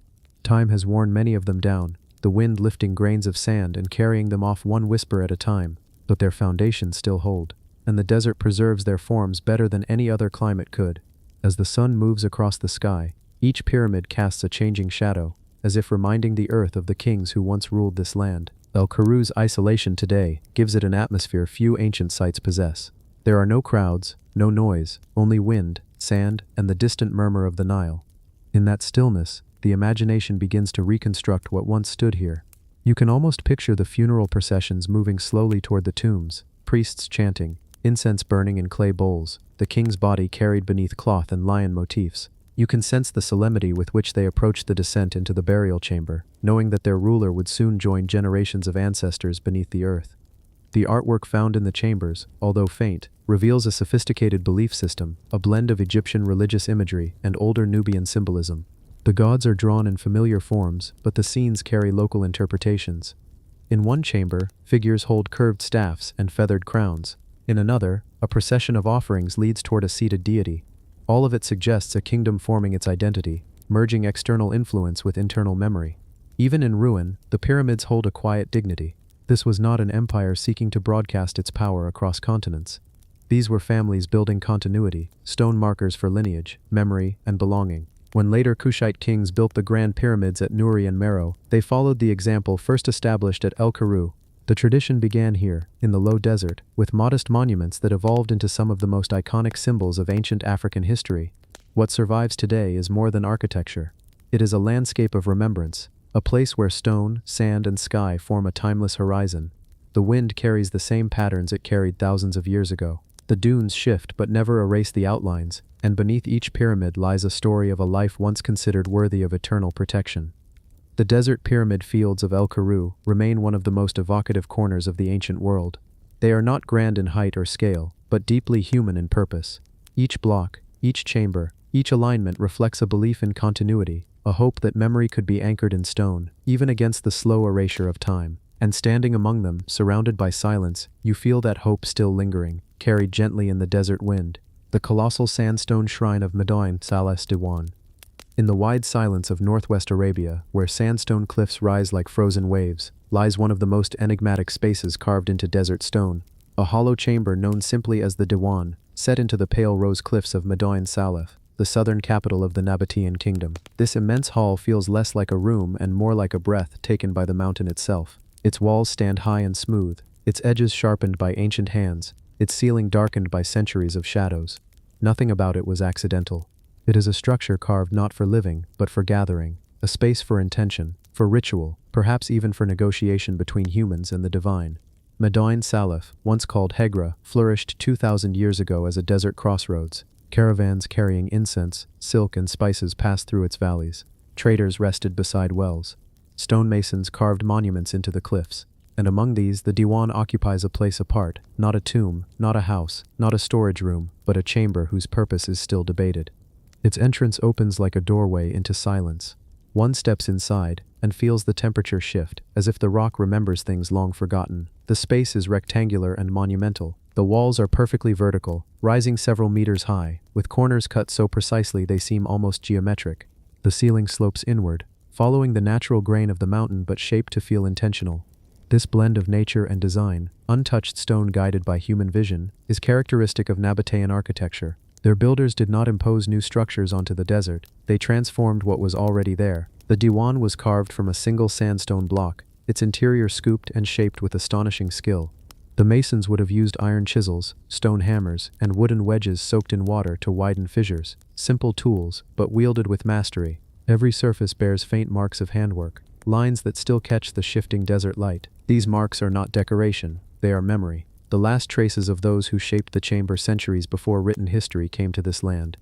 Along the walls are shallow benches, carved directly from the stone. These benches hint at the chamber's function. This was not a place for one person, it was a place for many. A council hall, perhaps, where leaders sat in rows discussing trade routes, alliances, and the fate of their caravans. Some archaeologists believe the Diwan served as a ritual space where offerings were made, petitions spoken, and oaths sealed. Others propose it was a place of mediation between travelers and the city's guardians, a neutral ground where strangers and locals could meet under the natural authority of the mountain. Outside the chamber, the cliffs rise in fractured patterns. Doorways of elaborate tombs line the valley, their facades carved with steps, crowns, and columns. The Diwan, however, is different. It is bare. No facade, no ornament, no inscription. Its power lies in its simplicity. It feels older than the artistry around it, as if built during a time when purpose mattered more than appearance. The Nabateans were masters of hidden architecture. They carved cisterns into mountains, collected rainwater in underground channels, and shaped entire cities from sandstone. They understood stone deeply, its weight, its grain, its strengths. The Diwan showcases this understanding. Its interior remains cool even in the heat of the desert, its floor smooth from use. its proportions balanced enough to create a quiet acoustic. A single voice inside it seems to hover, neither echoing nor fading, as if the chamber was made to hold sound. One of the enduring mysteries is why such a chamber was needed here, far from the decorated tombs, away from the main thoroughfare of the ancient city. Perhaps this isolation was intentional. Ceremonies might have required solitude. Councils might have needed privacy. The desert itself may have played a role, the cliffs forming a natural boundary, the open sky above providing solemnity that built structures could never replicate. Little material evidence has survived to clarify its purpose. No inscriptions remain on its walls, no tools, no offerings, no carvings reveal the events that unfolded within it. The Diwan is instead a place defined by absence. This absence invites interpretation, and perhaps that is part of why the chamber feels alive. Its meaning must be imagined, not explained. Standing within its hollow, one feels the weight of time settle with the still air. The floor is worn, suggesting countless footsteps. The benches bear the soft polish of bodies leaning forward, listening, deciding. The ceiling stands dark from fires lit long ago, their smoke staining the stone. Even the entrance, cut deep into the cliff, casts a shadow that shifts slowly across the chamber as the day passes, marking time like an unintentional sundial. The Nabateans valued silence as much as they valued stone. The Diwan might have been a place where silence itself was a tool, where negotiations were made not in haste but in contemplation. Its architectural restraint suggests a focus on presence over spectacle. No gods are carved, no symbols dominate. The chamber accepts whoever enters it, whether king, priest, trader, or traveler. In the larger story of Hegra, the Diwan stands as a reminder that not all ancient structures were built to dazzle. Some were built to gather, to listen, to decide. It was a center of gravity within a city shaped by movement, caravans flowing in and out, goods crossing borders, cultures blending. The Diwan anchored that flow with stillness. As the centuries passed, and the Nabatean kingdom faded, sand began filling the chamber's entrance. Wind carved new lines into the cliff. The Diwan slept beneath layers of dust, untouched yet unbroken. When it came back into view, the stone was the same, the marks of tools still clear, the floor still smooth, the space still waiting. Even in ruin, the Diwan does not feel abandoned, it feels paused. A structure carved not for spectacle, but for continuity. A space meant to hold voices, decisions, and rituals in a land where stone endures longer than kingdoms. The colossal sandstone shrine of Madinai, Salis Diwan, remains one of the most subtle and mysterious archaeological spaces in the ancient world. No inscription tells its story, no record explains its purpose. It is a monument built not to be understood, but to be entered. An ancient room carved from desert silence, where human intention left only shape and time took care of the rest. The 4,000-year-old water temples of Konark. Along the eastern coast of India, where the Bay of Bengal rises each dawn in sheets of gold, there stretches a shoreline shaped by centuries of tide, monsoon, and memory. Beneath this vast horizon, hidden beneath dunes and swallowed corridors of earth, lie the remains of one of the most enigmatic ancient complexes in South Asia, the water temples of Konark. A network of submerged and semi-buried chambers aligned not with land, but with the pulse of the sea itself. Long before the famous Sun Temple rose on this coast, before dynasties carved their mythologies into stone, there existed an older sacred landscape, one that whispered through water rather than sculpture. Archaeological traces suggest a ritual system built more than 4,000 years ago, during a time when the eastern coast was a meeting point for trade, seafaring cultures, and early religious experimentation. What remains beneath the sands hints at a civilization that used water not merely as resource, but as spiritual geometry. The site lies a short distance inland from the waves, where brackish pools gather after monsoon rains. The first signs of the buried complex were found as scattered blocks of laterite and sandstone emerging from soil, stones smoothed by centuries, carved faintly with flowing patterns resembling waves, serpents, and spirals. Excavation revealed the tops of vaulted roofs extending downward into darkness, their entrances long sealed by layers of sand. As each chamber was cleared, the same pattern emerged. Narrow corridors leading to deep square sanctuaries, their floors carved lower than the natural water table, ensuring that water constantly seeped in, filling the inner basin. Every chamber was a water shrine, a place where stone met tide, where ritual depended on the slow arrival and retreat of sea-fed groundwater. Some sanctuaries were aligned with seasonal currents, others faced the rising sun, capturing the first light on rippling surfaces. The builders had shaped these temples with an understanding of tides so precise that the water level inside the central chambers changed in rhythm with the moon. One of the most striking features within the excavated vaults is the presence of stone-lined wells carved directly into the floors. These wells are not practical in design. They are too shallow to draw fresh water and too precisely positioned to be accidental.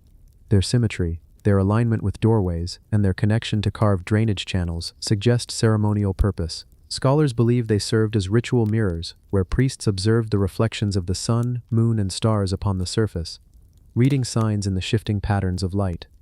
The architecture of the water temples is austere, absent of towering spires or elaborate sculptures.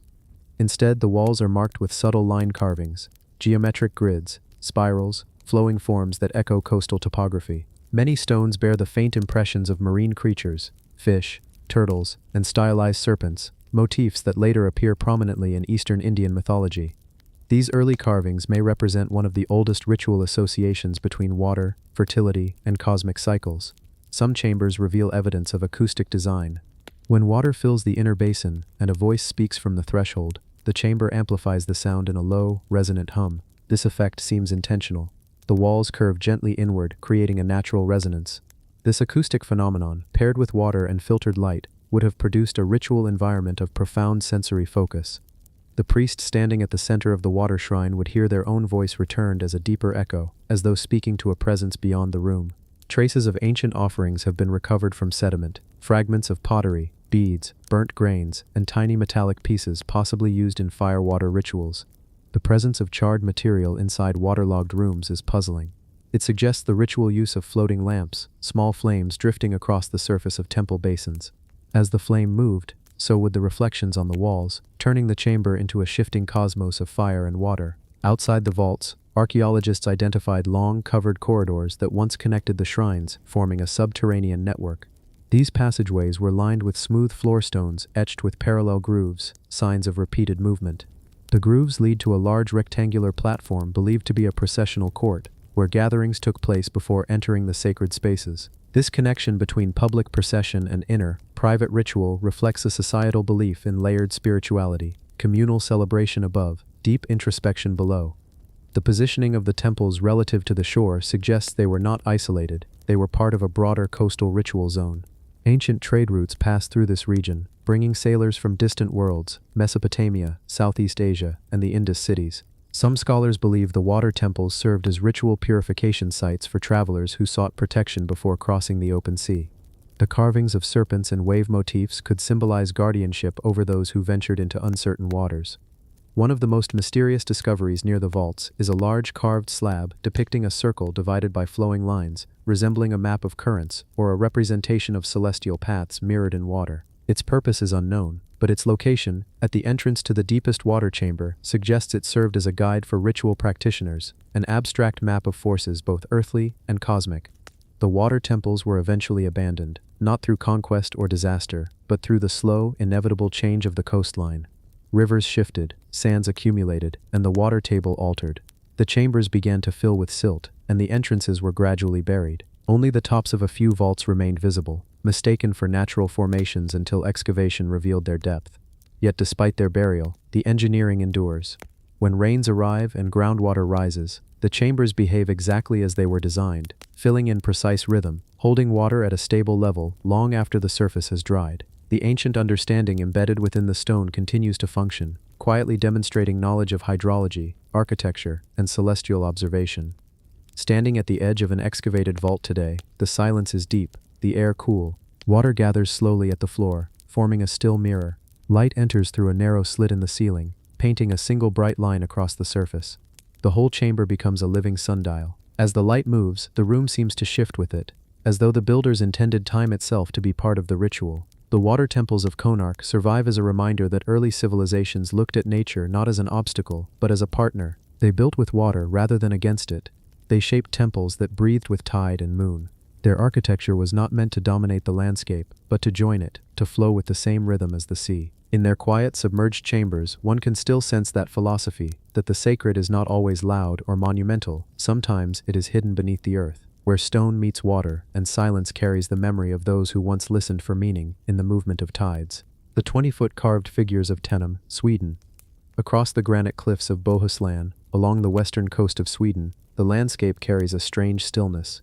Gray stone rises in gentle waves, shaped by ice ages and wind, polished by millennia of rain.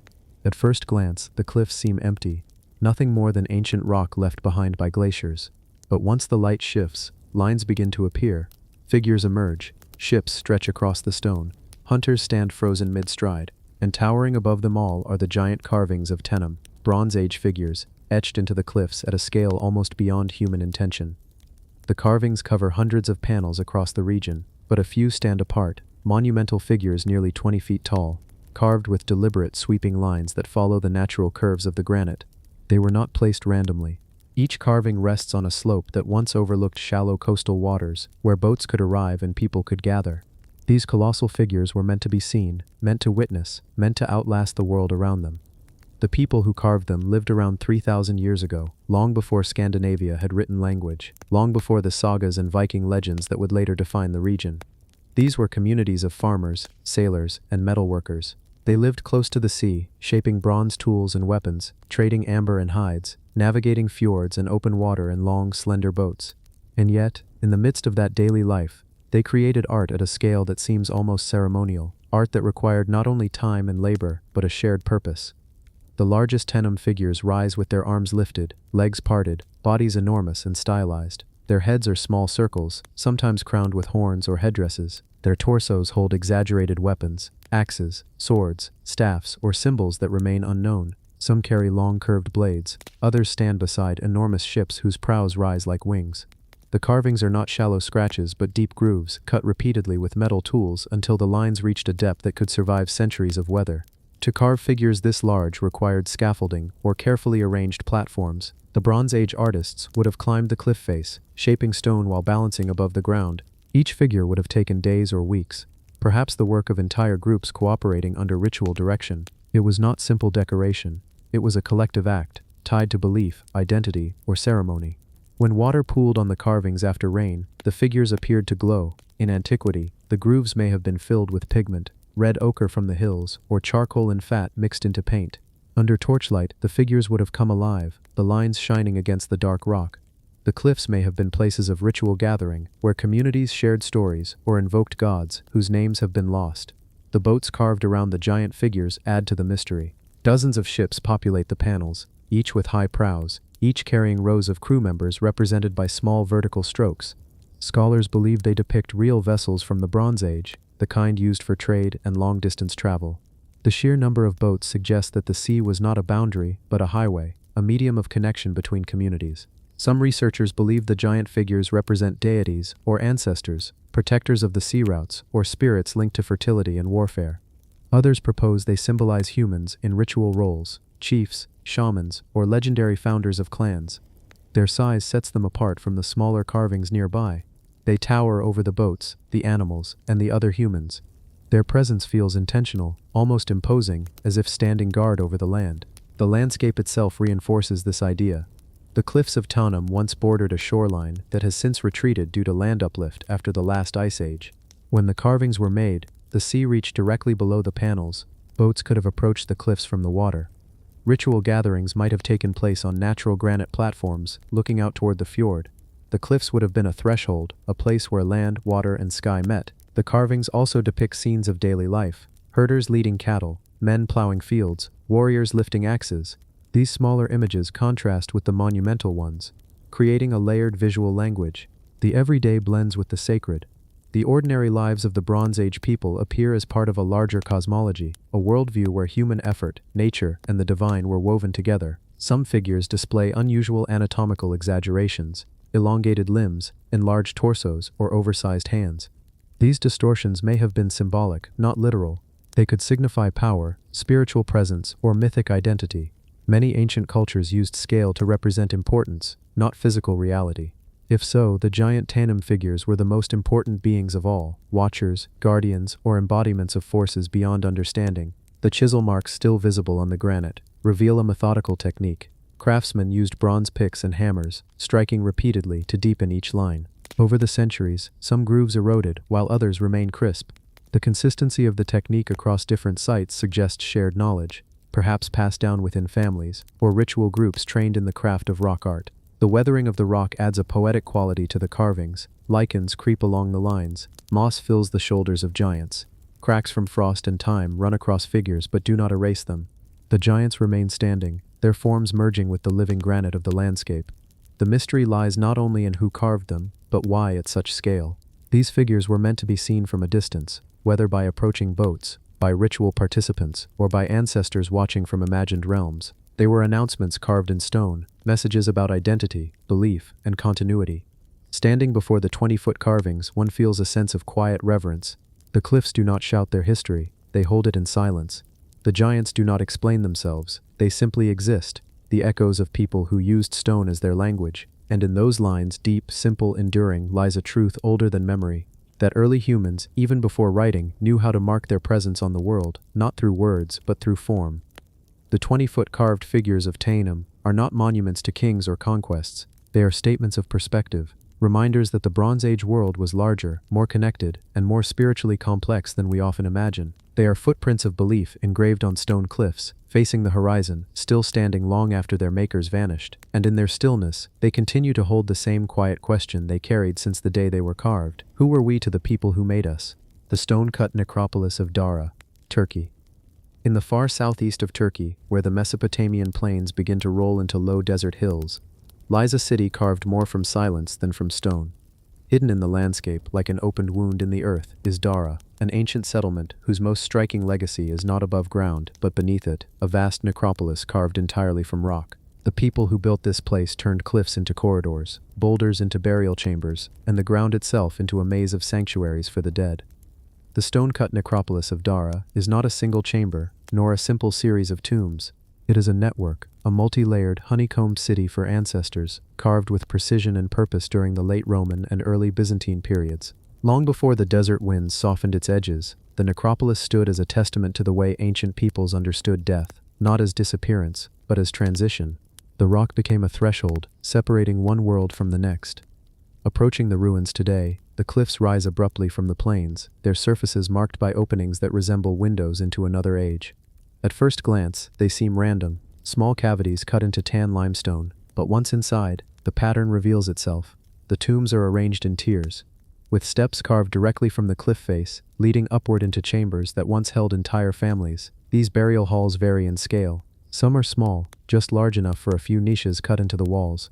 Others are enormous, cavernous rooms with vaulted ceilings carved from a single piece of living rock. The ceilings arch gently, engineered to prevent collapse, showing the skill of masons who worked with both strength and calculation. Light enters through narrow shafts that open to the sky, casting long beams across the stone floors. In certain chambers, the light aligns in ways that feel intentional, as though designed to illuminate the dead at specific moments of the day. Dara's necropolis is divided into several sectors, each representing different periods and social groups. Some chambers contain neatly carved loculi, rectangular openings where bodies were placed. Others have arcosolia, graceful arched niches cut into the walls. Many were sealed with stone slabs decorated with simple crosses or geometric symbols. A few inscriptions survive, faint and worn, revealing names and blessings in Greek and Syriac.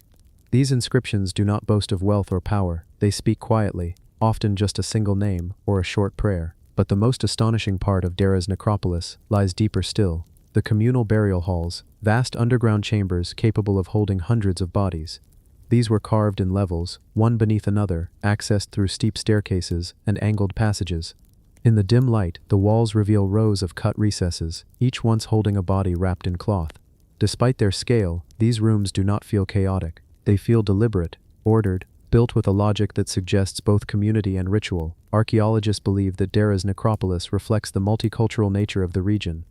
Situated near ancient trade routes linking Mesopotamia to Anatolia, Dara was influenced by Roman engineering, Byzantine religion, Persian traditions, and local customs that long predated empire. The carving techniques show a mix of styles.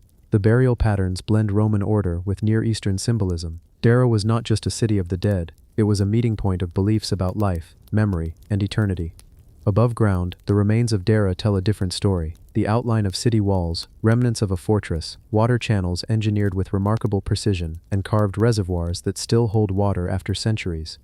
The same hands that shaped those reservoirs carved the necropolis. The same skill, the same understanding of stone. If the city above was built to defend, the city below was built to preserve. The water systems around Dara are especially significant. Deep channels cut into the rock guided water through the settlement, preventing floods while supplying cisterns and wells. These channels also run near certain burial chambers. Whether this was symbolic or practical remains uncertain. In many ancient cultures, water was believed to guide souls or purify the dead. If this belief reached Dera, the proximity of water channels to the necropolis may have been intentional, a quiet acknowledgement of spiritual journey. Inside some chambers, faint red pigments still cling to the stone, remnants of early Christian iconography. These fragments hint that rituals once filled the air, candles flickering, hymns echoing, incense rising through carved vents. The dead were not abandoned here, they were visited, honored, remembered. The architecture itself encouraged movement, pathways that loop and curve, stairways that descend gently, and chambers that open into new spaces like unfolding chapters. One of the most mysterious features is a large hall often called the Catacomb Basilica. It resembles a subterranean church, with carved columns and a raised central platform. The purpose of the platform remains unknown. It may have held relics, served as an altar, or been part of a ritual procession. Its presence suggests that Dara did not strictly separate the worlds of the living and the dead, rather it brought them together in shared sacred space. Time eventually overtook Dara, wars swept through the region, empires shifted, and the city lost its importance.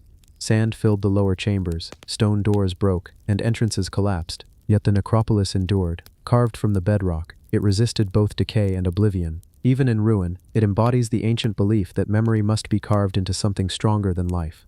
Walking through the necropolis today, one feels not fear but quiet. The air is cool, still, untouched by the winds above. The rooms seem to listen rather than echo. The marks of chisels, thousands of them, remain visible, the fingerprints of people who worked in darkness, carving for a future they would never see. The stone-cut necropolis of Dara is a monument to the human need to honor those who came before, to give the dead a home built with the same devotion used to build for the living. The stone itself carries that devotion. It holds the trace of generations, the imprint of an ancient city's heartbeat preserved in carved silence. In Dara, the boundary between life and death was not a wall, but a doorway, carved by hands that understood that eternity begins with memory, and that stone once shaped with intention can hold that memory long after voices fade. The giant carved serpent mound of Pohnpei. Deep in the Pacific, on the remote island of Pohnpei, the jungle hides shapes that do not belong to nature. Between tangled roots and moss-covered stones, the land rises in a long curve, too even, too deliberate, and too massive to be an accident.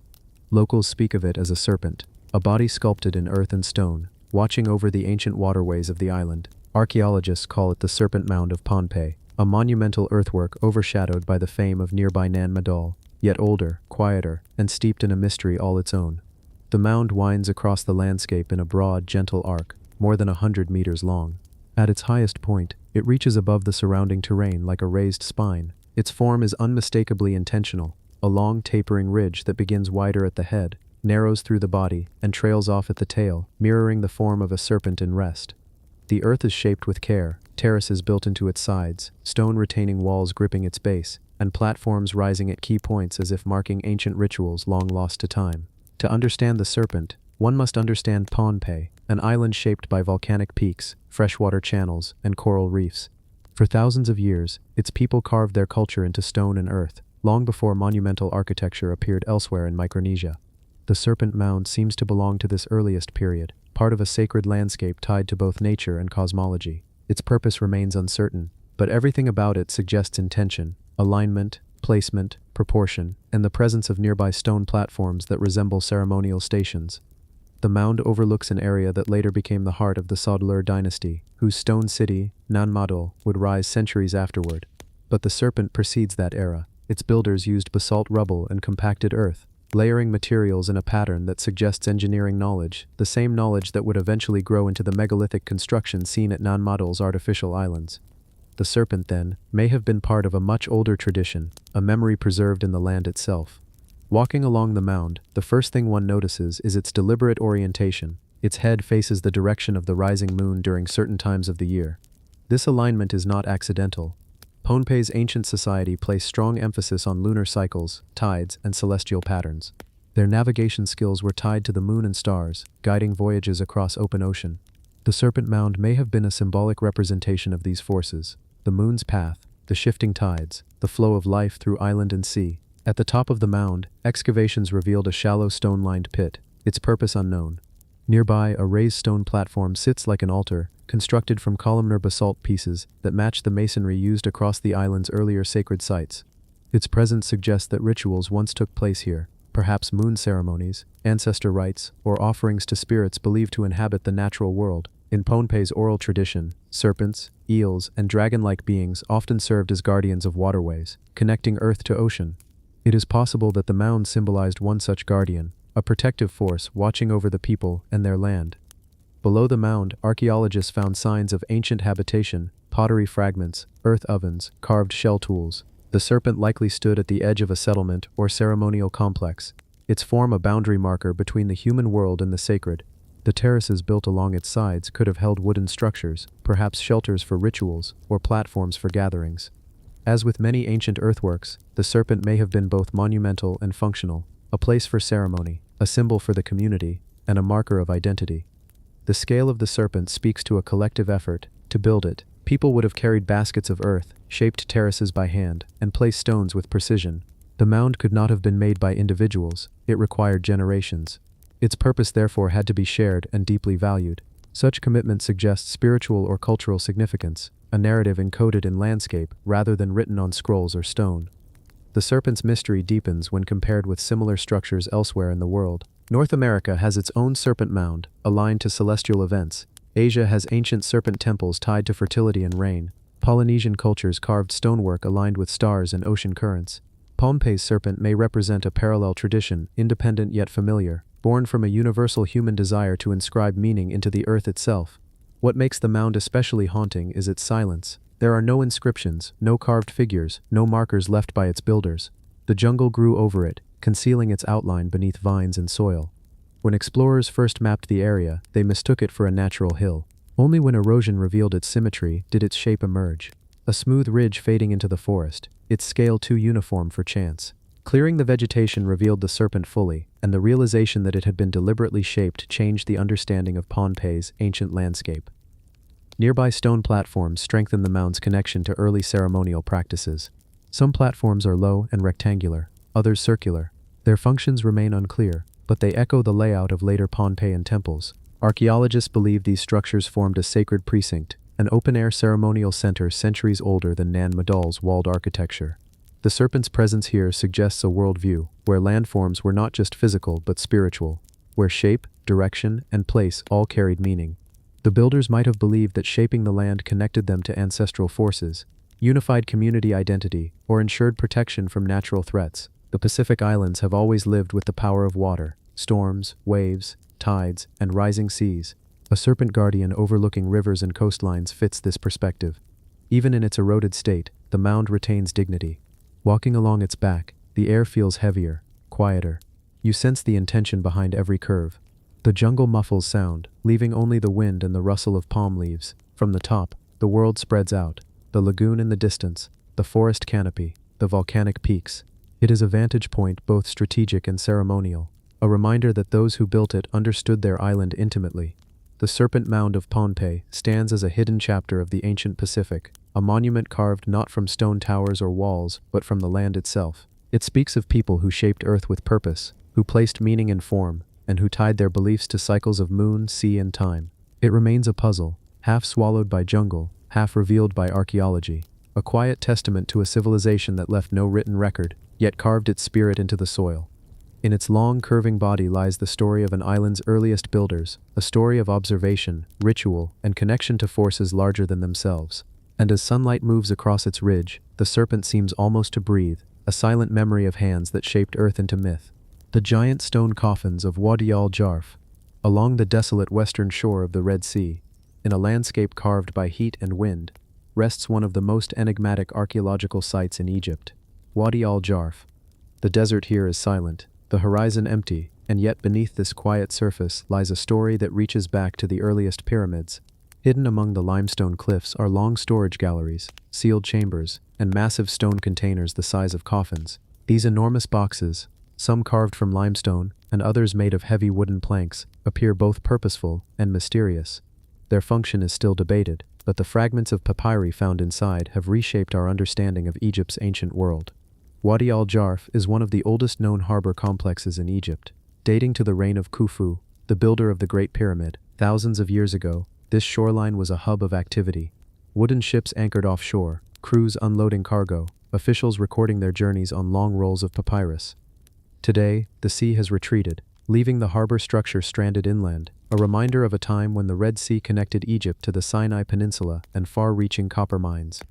From here, fleets set sail with supplies destined for the growing monuments of the Nile Valley. But the harbor itself was only half the story. Just inland, built into the base of a mountain, lie numerous stone-cut galleries. These long rectangular corridors stretch deep into the rock, accessible only through sealed entrances once closed with massive limestone blocks. When archaeologists opened them, they discovered something unexpected: giant storage containers, shaped like coffins, carefully placed inside the chambers. Their size and weight made them difficult to move, suggesting that whatever they once held was considered valuable enough to protect in this remote landscape. Some of the containers were made from heavy timber lashed together, others carved entirely from stone. Their lids fit so tightly that opening them required careful effort. Inside, archaeologists found ropes, tools, storage jars, fragments of equipment, and most importantly, the oldest written papyri ever found in Egypt. These were not religious texts or funerary writings, but the daily journals of workers and administrators, written in a steady hand by a man named Merer, an official who oversaw teams transporting limestone for the Great Pyramid. The papyri describe routes, supplies, logs of movement, and interactions between work crews, offering a rare glimpse into how the pyramid complex was built. Yet for all their historical value, the papyri do not explain the purpose of the stone coffins themselves. Their construction is too laborious to have been random. Their placement, deep in sealed galleries, suggests intention. But intention for what? One interpretation is that these containers served as secure storage chests for equipment used on seafaring expeditions. Ships needed ropes, sails, stone anchors, wooden planks, and copper tools, all of which had to be protected from the desert climate when not in use. The stone boxes, sealed and sheltered, could have preserved them against moisture, rodents, or theft. In this view, the boxes represent a remarkably organized logistical system, Egypt's earliest maritime warehouse. Another theory is more symbolic. The boxes resemble sarcophagi in shape, and some scholars believe that form may have been deliberate. Egypt's architectural language blurred the line between the sacred and the practical. A container shaped like a coffin could signify protection, rebirth, or endurance. It is possible that the boxes carried ritual meaning, safeguarding not the dead, but the tools and records that sustained the life of the state. In a civilization where symbolism shaped every structure, even everyday objects could carry deeper significance. The site itself deepens this mystery. Near the galleries, archaeologists found stone anchors scattered across the desert floor, hundreds of them. Once they held ships steady at sea, now they lie silent under layers of sand. Their presence confirms that Wadi al-Jarf was not a minor harbor, but a major launching point for state-run expeditions. And the sealed galleries suggest that the Egyptians stored equipment seasonally, returning year after year to reopen the chambers and renew their work. The giant containers also reflect the scale of Egypt's ambitions in the early Old Kingdom. Building the Great Pyramid required not only labor, but organization on a national level, shipping stone from distant quarries, maintaining fleets, managing crews, and documenting every movement. The galleries and their massive boxes form part of that machinery. They show a civilization capable of planning far beyond the immediate moment, creating infrastructure that would last for generations. Yet even with all this context, the boxes retain an aura of secrecy. Their size implies they once held something substantial, something worth sealing deep in rock-cut vaults. But modern excavations found them largely empty, or filled with fragments. Whatever they safeguarded has long vanished, leaving only questions. Were they emptied deliberately before abandonment?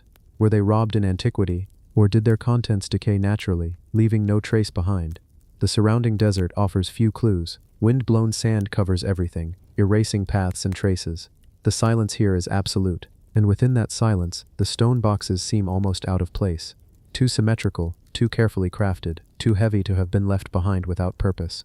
Standing before them, one feels the weight of time pressing outward, the presence of a system once precise and energetic, now reduced to enigma. The significance of Wadi al-Jarf becomes clearer when viewed alongside other Old Kingdom sites. Similar stone galleries exist at Ain Sukna, along the Gulf of Suez, suggesting a network of coastal bases. But nowhere else are the container boxes as large, or as carefully sealed.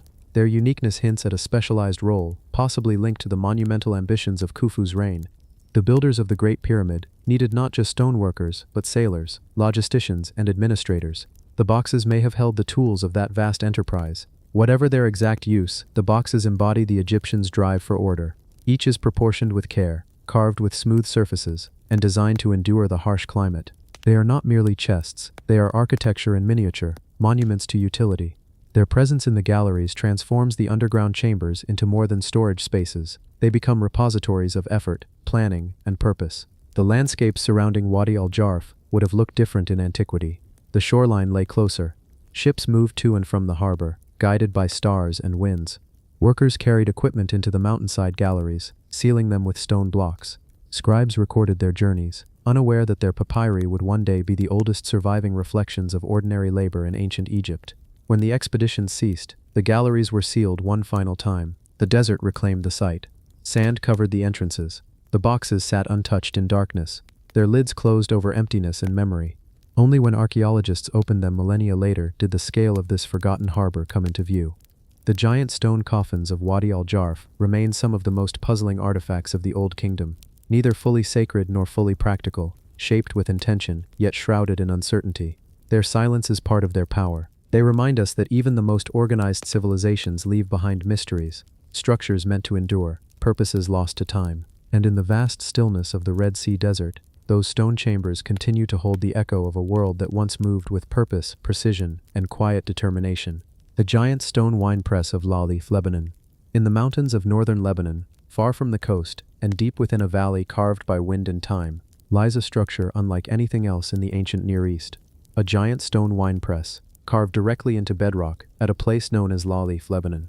At first glance, it looks like an empty hollow in the rock, a simple depression shaped by erosion. But when archaeologists mapped its lines and studied its form, it became clear. This was not a natural basin, it was intentional. A vast, carefully cut ritual press created centuries ago by a people whose traditions have barely survived in fragments. The site is quiet now. Pine trees whisper overhead. Light settles across the rock in pale gold. But when the press was new, this place would have been filled with movement, priests, farmers, celebrants, and the scent of crushed grapes mingling with incense.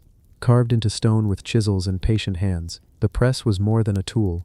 It was a ceremonial space, designed not for mass production but for ritual significance, a place where agriculture, belief, and community blended into one. The press itself is massive, far larger than domestic installations found in villages or farms. Its floor drops in clean angles, its channels cut with purpose, its edges smoothed by generations of use. Archaeologists have identified treading floors, draining channels, and a collection basin, all carved into one continuous surface. The size of the treading area suggests that dozens of people could stand side by side, working together to crush grapes, yet the volume is too great to have served a single household. It was designed for something collective, something ceremonial. Wine in the ancient Levant was not just a drink, it was an offering, a symbol of life, rebirth, and divine favor. Across the region, mythology and ritual revolved around vineyards and harvests. To carve a wine press into solid rock elevated the act of pressing from work to worship. Stone does not rot or decay, it preserves memory. Whoever carved Lale wanted their rituals to be anchored in permanence, rooted into the mountain itself. The surrounding landscape reinforces this sacred interpretation. Near the press are carved steps, niches in the rock, and small platforms likely used for offerings. The valley around Lale is dotted with ancient remains, tombs, altars, and stone-cut installations. Together they form a ritual landscape, a place shaped over centuries by people who believed the land itself was alive. The giant wine press would have been the heart of these practices, the central stage where Earth's bounty was transformed into sacred substance. The press's construction reveals remarkable skill. Carving directly into limestone required not only physical strength but knowledge of the rock's fractures and bedding planes. The channels and basins were cut at precise gradients to guide the flow of juice. A slight tilt in the central treading floor ensured that liquid moved smoothly toward the collection pit. Such details show engineers at work, people who understood both geology and craft. Those who used the press may have been part of a mountain community that blended local Canaanite, Phoenician, and later Roman influences. Lebanon's mountains have always been places of layered cultures, sanctuaries where traditions survived even as empires rose and fell. The Lale press belongs to this deeper history, connected to ancient wine rituals that predate written records. In many ancient cultures, collective treading was a moment of celebration, feet stomping in rhythm, voices carrying across the hills. But at Lale, this gathering likely carried another meaning. The scale and isolation of the press suggest that its wine was not meant for trade or storage. It was for ritual offerings, poured onto altars, used in initiation ceremonies, or shared during festivals dedicated to fertility or harvest. Wine here was a symbol of transformation. Grapes turned into liquid, community turned into devotion. Archaeologists studying the site found traces of pottery and hearths nearby, hinting at gatherings that lasted long into the night. Smoke would have curled through the trees as people shared stories, prayed for rainfall, and honored their ancestors. In the quiet valley, sound echoed, a reminder that rituals were not only personal but communal, binding generations together through shared acts. The press's solitude also hints at secrecy. Ritual sites in remote mountains often served as places for rites of passage, events held away from the eyes of outsiders. The press may have witnessed ceremonies marking adulthood, leadership, or seasonal cycles. The deep basin carved into earth symbolized both descent and renewal. To enter the press, to tread upon grapes beneath the open sky, was to participate in an ancient cyclical drama: life, harvest, death, rebirth. Over time, communities changed. The rituals faded. Forests grew back around the installation. Soil filled its channels. The press fell silent, but stone remembers. Even as centuries passed, the structure remained intact, a geometric void in the mountain, waiting to be noticed again. When archaeologists finally studied it, they realized its uniqueness. While many rock-cut wine presses exist in the Mediterranean, few match Lali's massive size and ritual context. It stands alone, part industrial, part sacred, part symbolic, entirely enigmatic. Its silence is not emptiness, it is memory. Standing at the edge of the treading floor today, one feels a shift, a sensation that this is not just a hole in the rock, but a place where human hands shaped nature into meaning. The basin below glows softly in the light. Wind moves through the valley with a whisper that feels older than language. The ancient people who carved the giant stone winepress of Lali believed that stone could hold spirit, and that ritual could be carved into the land itself. Their press is a testament to that belief, a monument not of kings or battles, but of community, harvest, and faith. It is a reminder that some of the most profound ancient structures were not built to dominate, but to gather, not to rule, but to remember. The hidden colossal Buddha of Bamiyan. High in the mountains of central Afghanistan, carved into the sandstone cliffs of the Bamiyan Valley, once stood some of the greatest statues the ancient world ever knew. Two towering Buddhas, one 55 meters, and the other 38 meters tall, watched over the valley for more than 15 centuries. But what most people never knew was that the cliffs hid a third giant, a Buddha unlike the others, concealed beneath layers of soil and rock, as if the mountain had folded around it to protect it. This hidden figure, known now as the third Buddha, was not carved in the open air. It lay beneath the ground, preserved inside a long-buried sanctuary. When archaeologists uncovered its outline during excavations, the scale became immediately clear, nearly 18 meters long, a massive recumbent statue representing the Buddha at the moment of passing into nirvana. Unlike the famous standing Buddhas, this one rested horizontally, carved into the bedrock with a serene expression that still survived in fragments, its form softened but unmistakable. For centuries, travelers who passed through Bamiyan described the towering statues cut high into the cliffs, but none of their writings mention a third giant hidden underground. Yet the people who lived in the valley, long before kingdoms rose and fell, understood the landscape differently. To them, the mountains were not just walls or obstacles, they were temples, guardians, and vessels of memory. Carving the Buddha into the ground itself may have symbolized an embrace by the earth, a merging of the human and the eternal.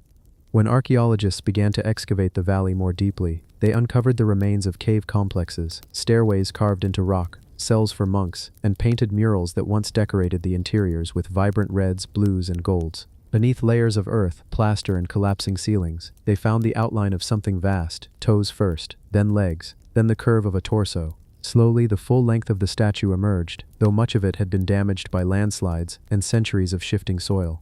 Even in fragments, the scale conveys a sense of calm power. The Buddha rests on his right side, his head supported by one arm, the other arm stretched along his body. This pose, the parinirvana posture, represents the moment of release from the cycle of birth and death. It is not a symbol of ending, but of transcendence. For a civilization that built entire monasteries inside these cliffs, this form would have carried deep spiritual meaning. The Valley of Bamiyan lay on one of the most important arteries of the ancient Silk Road. Merchants, pilgrims, monks, and travelers passed between India, Persia, and China, carrying goods, stories, and beliefs. Over centuries, Bamiyan became a meeting place of worlds. Indian aesthetics blended with Central Asian material culture, Greek-influenced drapery flowed into Buddhist architecture, and local artisans carved images into the soft cliff walls with astonishing detail. The construction of the third Buddha likely involved a community of sculptors working under the guidance of monks. They carved the statue directly into the bedrock, layer by layer, revealing the form by removing the surrounding earth rather than building upward. Once the main shape was completed, they applied clay and plaster to refine the details. The folds of the robe, the curve of the hands, the softness of the face. Traces of pigments show that the statue was once painted, glowing with color in the dim light of chambers lit by lamps and small openings. Around the statue, caves and passageways formed a sanctuary, a place where monks meditated, copied manuscripts, and offered prayers. The quietness of the underground space would have amplified its spiritual weight. The air inside remained cool, the sound of footsteps muted by earth, the statue towering in silence, as if floating in a world between stone and sky. The collapse of the sanctuary came slowly. Over centuries, the soft sandstone shifted, ceilings fell, and the Buddha was buried under its own temple. Unlike the great standing Buddhas, which faced outward to greet travelers, this one receded inward, hidden by the same land that once revealed it. Its burial, though unintentional, preserved details that otherwise would have eroded long ago. When the statue's remains were unearthed, archaeologists realized the significance of what they were seeing, not just another carving, but evidence that Bamiyan's artistic tradition was far richer and more complex than previously understood. The third Buddha was part of a network of sacred spaces, each carved with intention, each telling the story of a valley that once stood at the spiritual crossroads of Asia. Fragments of cloth, pigments, and decorative elements found near the statue suggest that rituals took place in this subterranean hall. Offerings may have been left at the Buddha's feet. Lamps might have illuminated the vast chamber. Chants of monks would have resonated softly against the stone.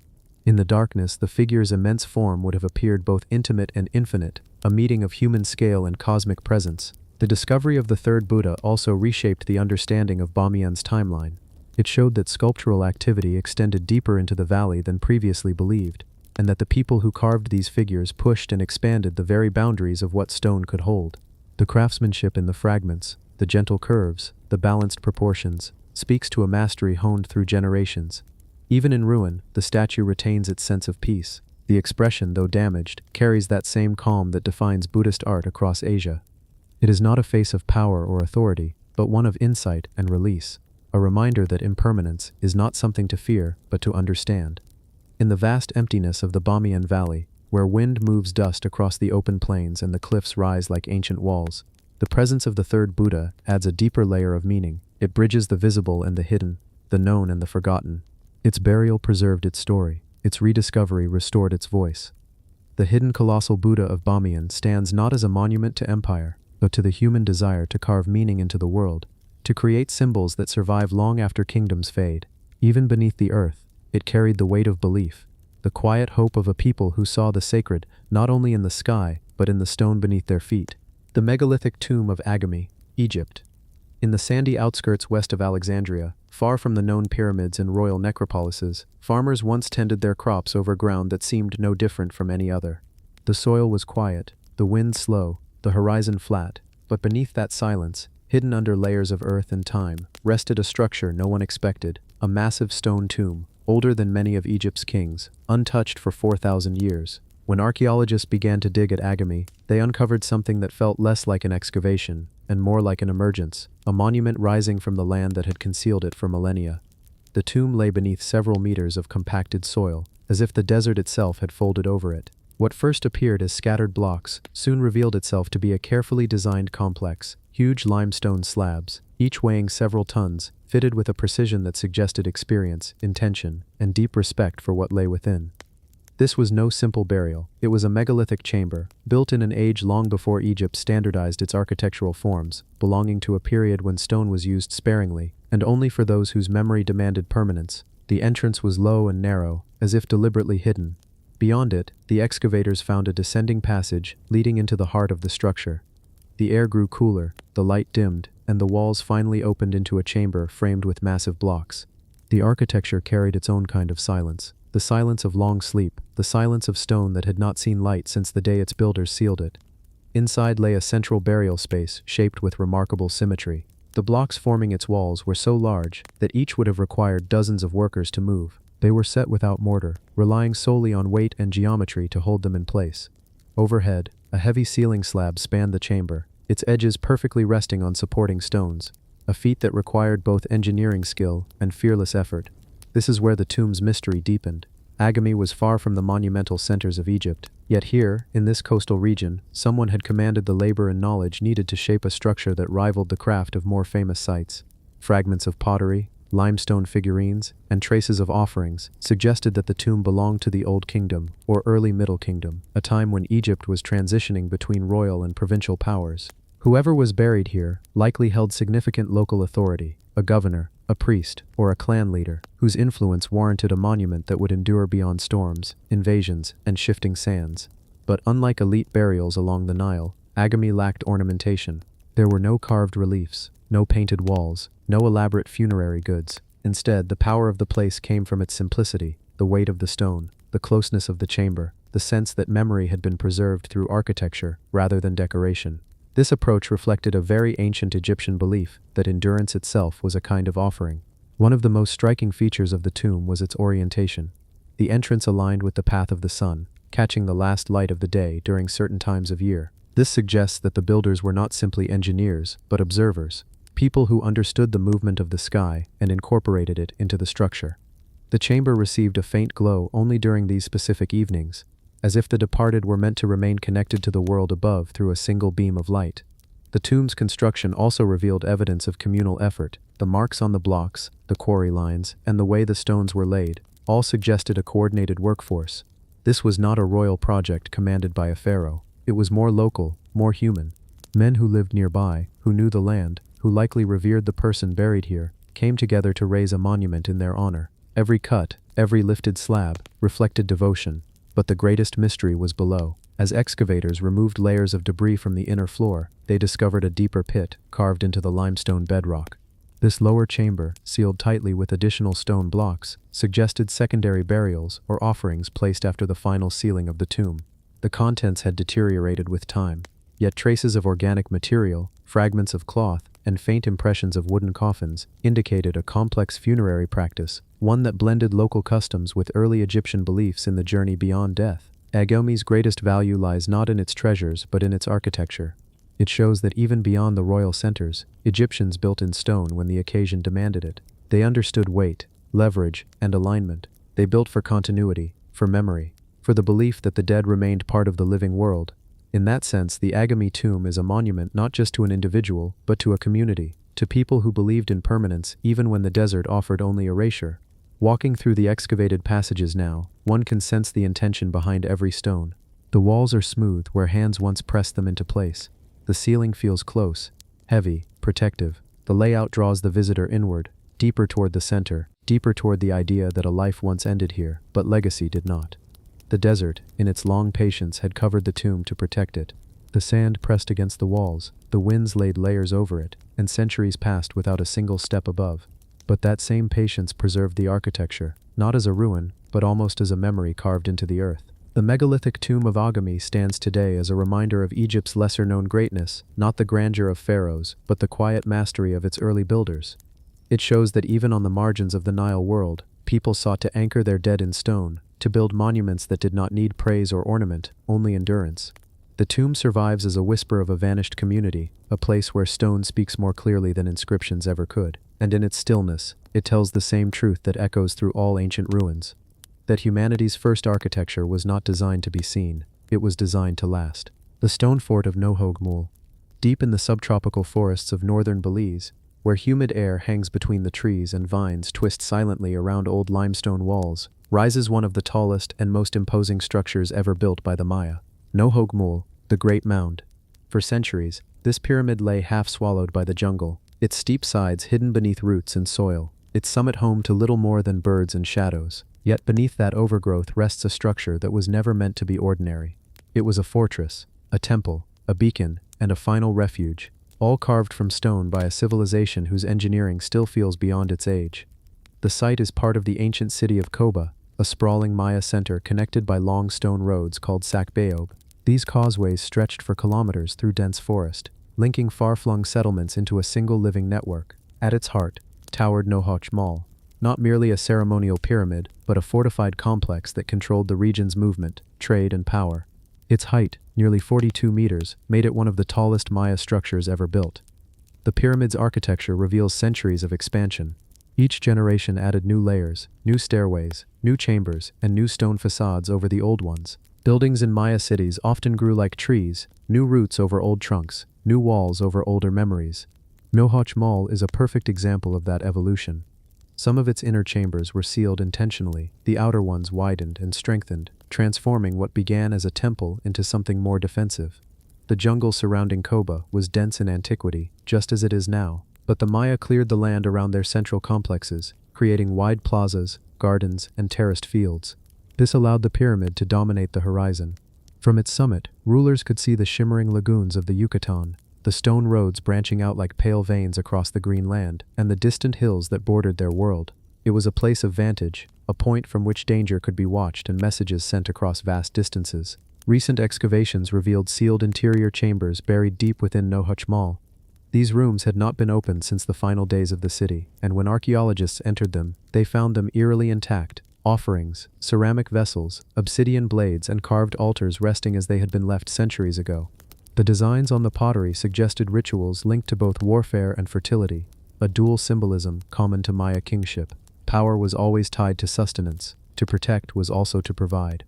One chamber held the faint traces of murals, painted in red and black on smooth limestone. The pigments had faded, but the shapes were still visible, flowing lines forming serpents, maze deities, and masked figures. They seemed to represent the movement between worlds, the Maya belief that rulers acted as bridges between humans and gods. Within those sealed rooms where the air had not moved for centuries, the presence of that belief felt almost physical. Nohach Mole's exterior also bears important clues. Along its stairways are fragments of carved stone panels showing bound captives, jaguar warriors, and astronomical symbols. These images suggest that the pyramid served not only as a lookout, but as a stage for public power, a platform from which rulers were displayed, rituals enacted, and authority reinforced. The steepness of the stairs was symbolic. Ascension was difficult because it represented the passage from the earthly realm to the divine. The pyramid's placement was deliberate. It sits at the intersection of several major stone causeways, making it a strategic and ceremonial center. The longest of these roads stretches more than 100 kilometers, connecting Koba to the rival city of Yaksuna. Why such a long road was built through difficult terrain remains uncertain, but its existence speaks to a level of organization rarely imagined for this region. Nohach Mole would have been both the starting point and the end point of these journeys, a hub of movement, pilgrimage, and trade. The forests around the pyramid hold hints of ancient reservoirs, agricultural terraces, and stone platforms, signs that Koba supported a large population. Water was precious in this region. Lakes and cenotes were lifelines, and Nohach Mole's height allowed rulers to monitor the shifting water levels and seasonal changes. Its presence was practical as well as symbolic.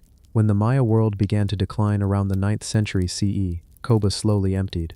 Rival cities rose, trade routes shifted, and forest began to reclaim the land. Yet the pyramid did not fall. The roots grew around it, not through it. The stone remained firm, locked in place by the precision of its builders. Even as centuries passed and the upper chambers collapsed, the core retained its strength. Nohach Mole remained a quiet guardian, untouched, unseen, but never broken. Climbing its narrow steps today reveals the complexity of its construction. Each stone block is part of a careful rhythm, placed for weight distribution, angled for structural integrity. The Maya did not use metal tools, yet their masonry holds an elegance that rivals later civilizations. They built with purpose to endure rain, heat, and time itself. At the base of the pyramid, excavations uncovered a series of smaller structures, platforms, altars, and stone-lined pits that may have served as ritual spaces. Here priests likely prepared offerings before bringing them up the steps.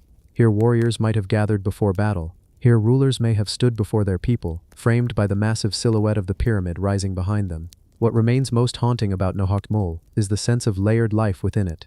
Every stone carries a story. Every chamber hides another. The sealed rooms discovered in recent years hint at still more unknown spaces, perhaps filled with more murals, more offerings, or even tombs of elite rulers. The Maya often concealed their most sacred spaces deep within their structures, creating a heart of silence at the center of monumental stone. The stone fort of Nohach Mole is not simply a pyramid.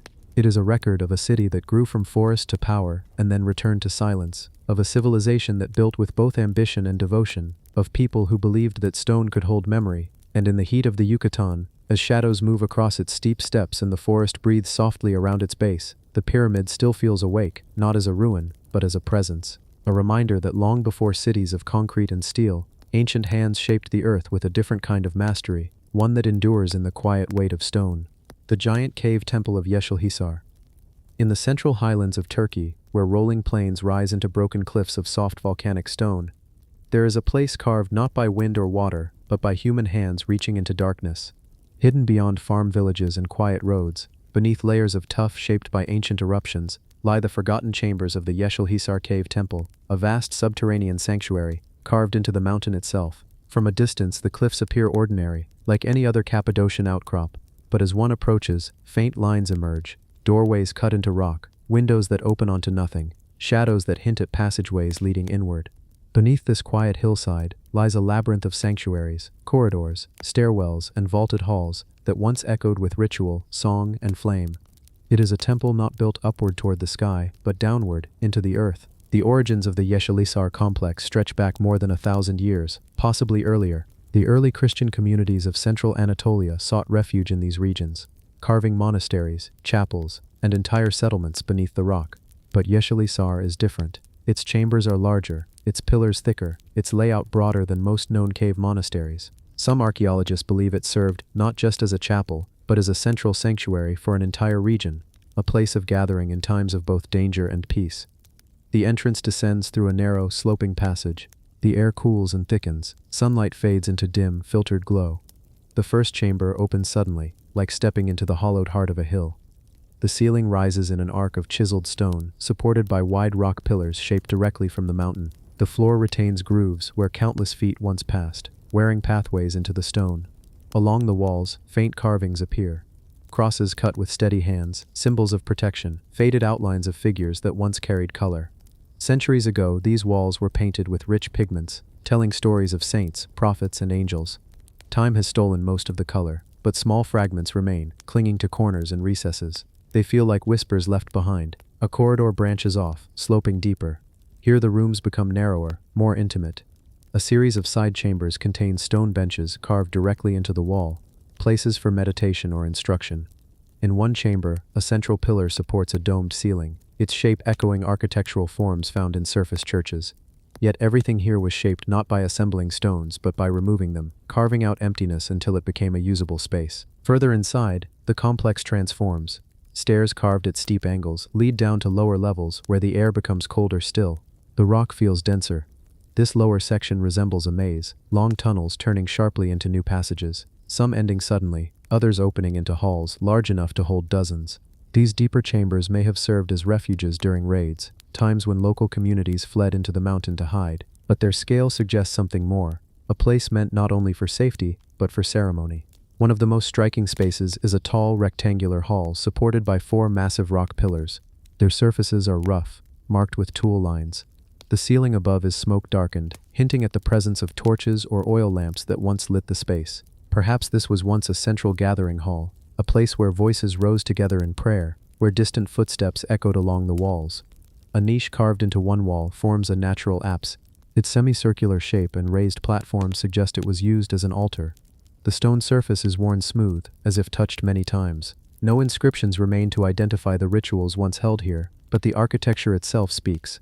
This was a sacred place, carved with intention, shaped to hold silence and devotion. Higher chambers reveal other clues. On an upper level, accessible by a steep stairway carved from the rock, lies a room with small window-like openings that face the valley. These openings do not provide much light, but they allow airflow and a narrow glimpse of the landscape beyond. Rolling fields, distant mountains, clouds drifting slowly across the horizon. From here, the outside world seems far away, as if the mountain itself shelters those inside.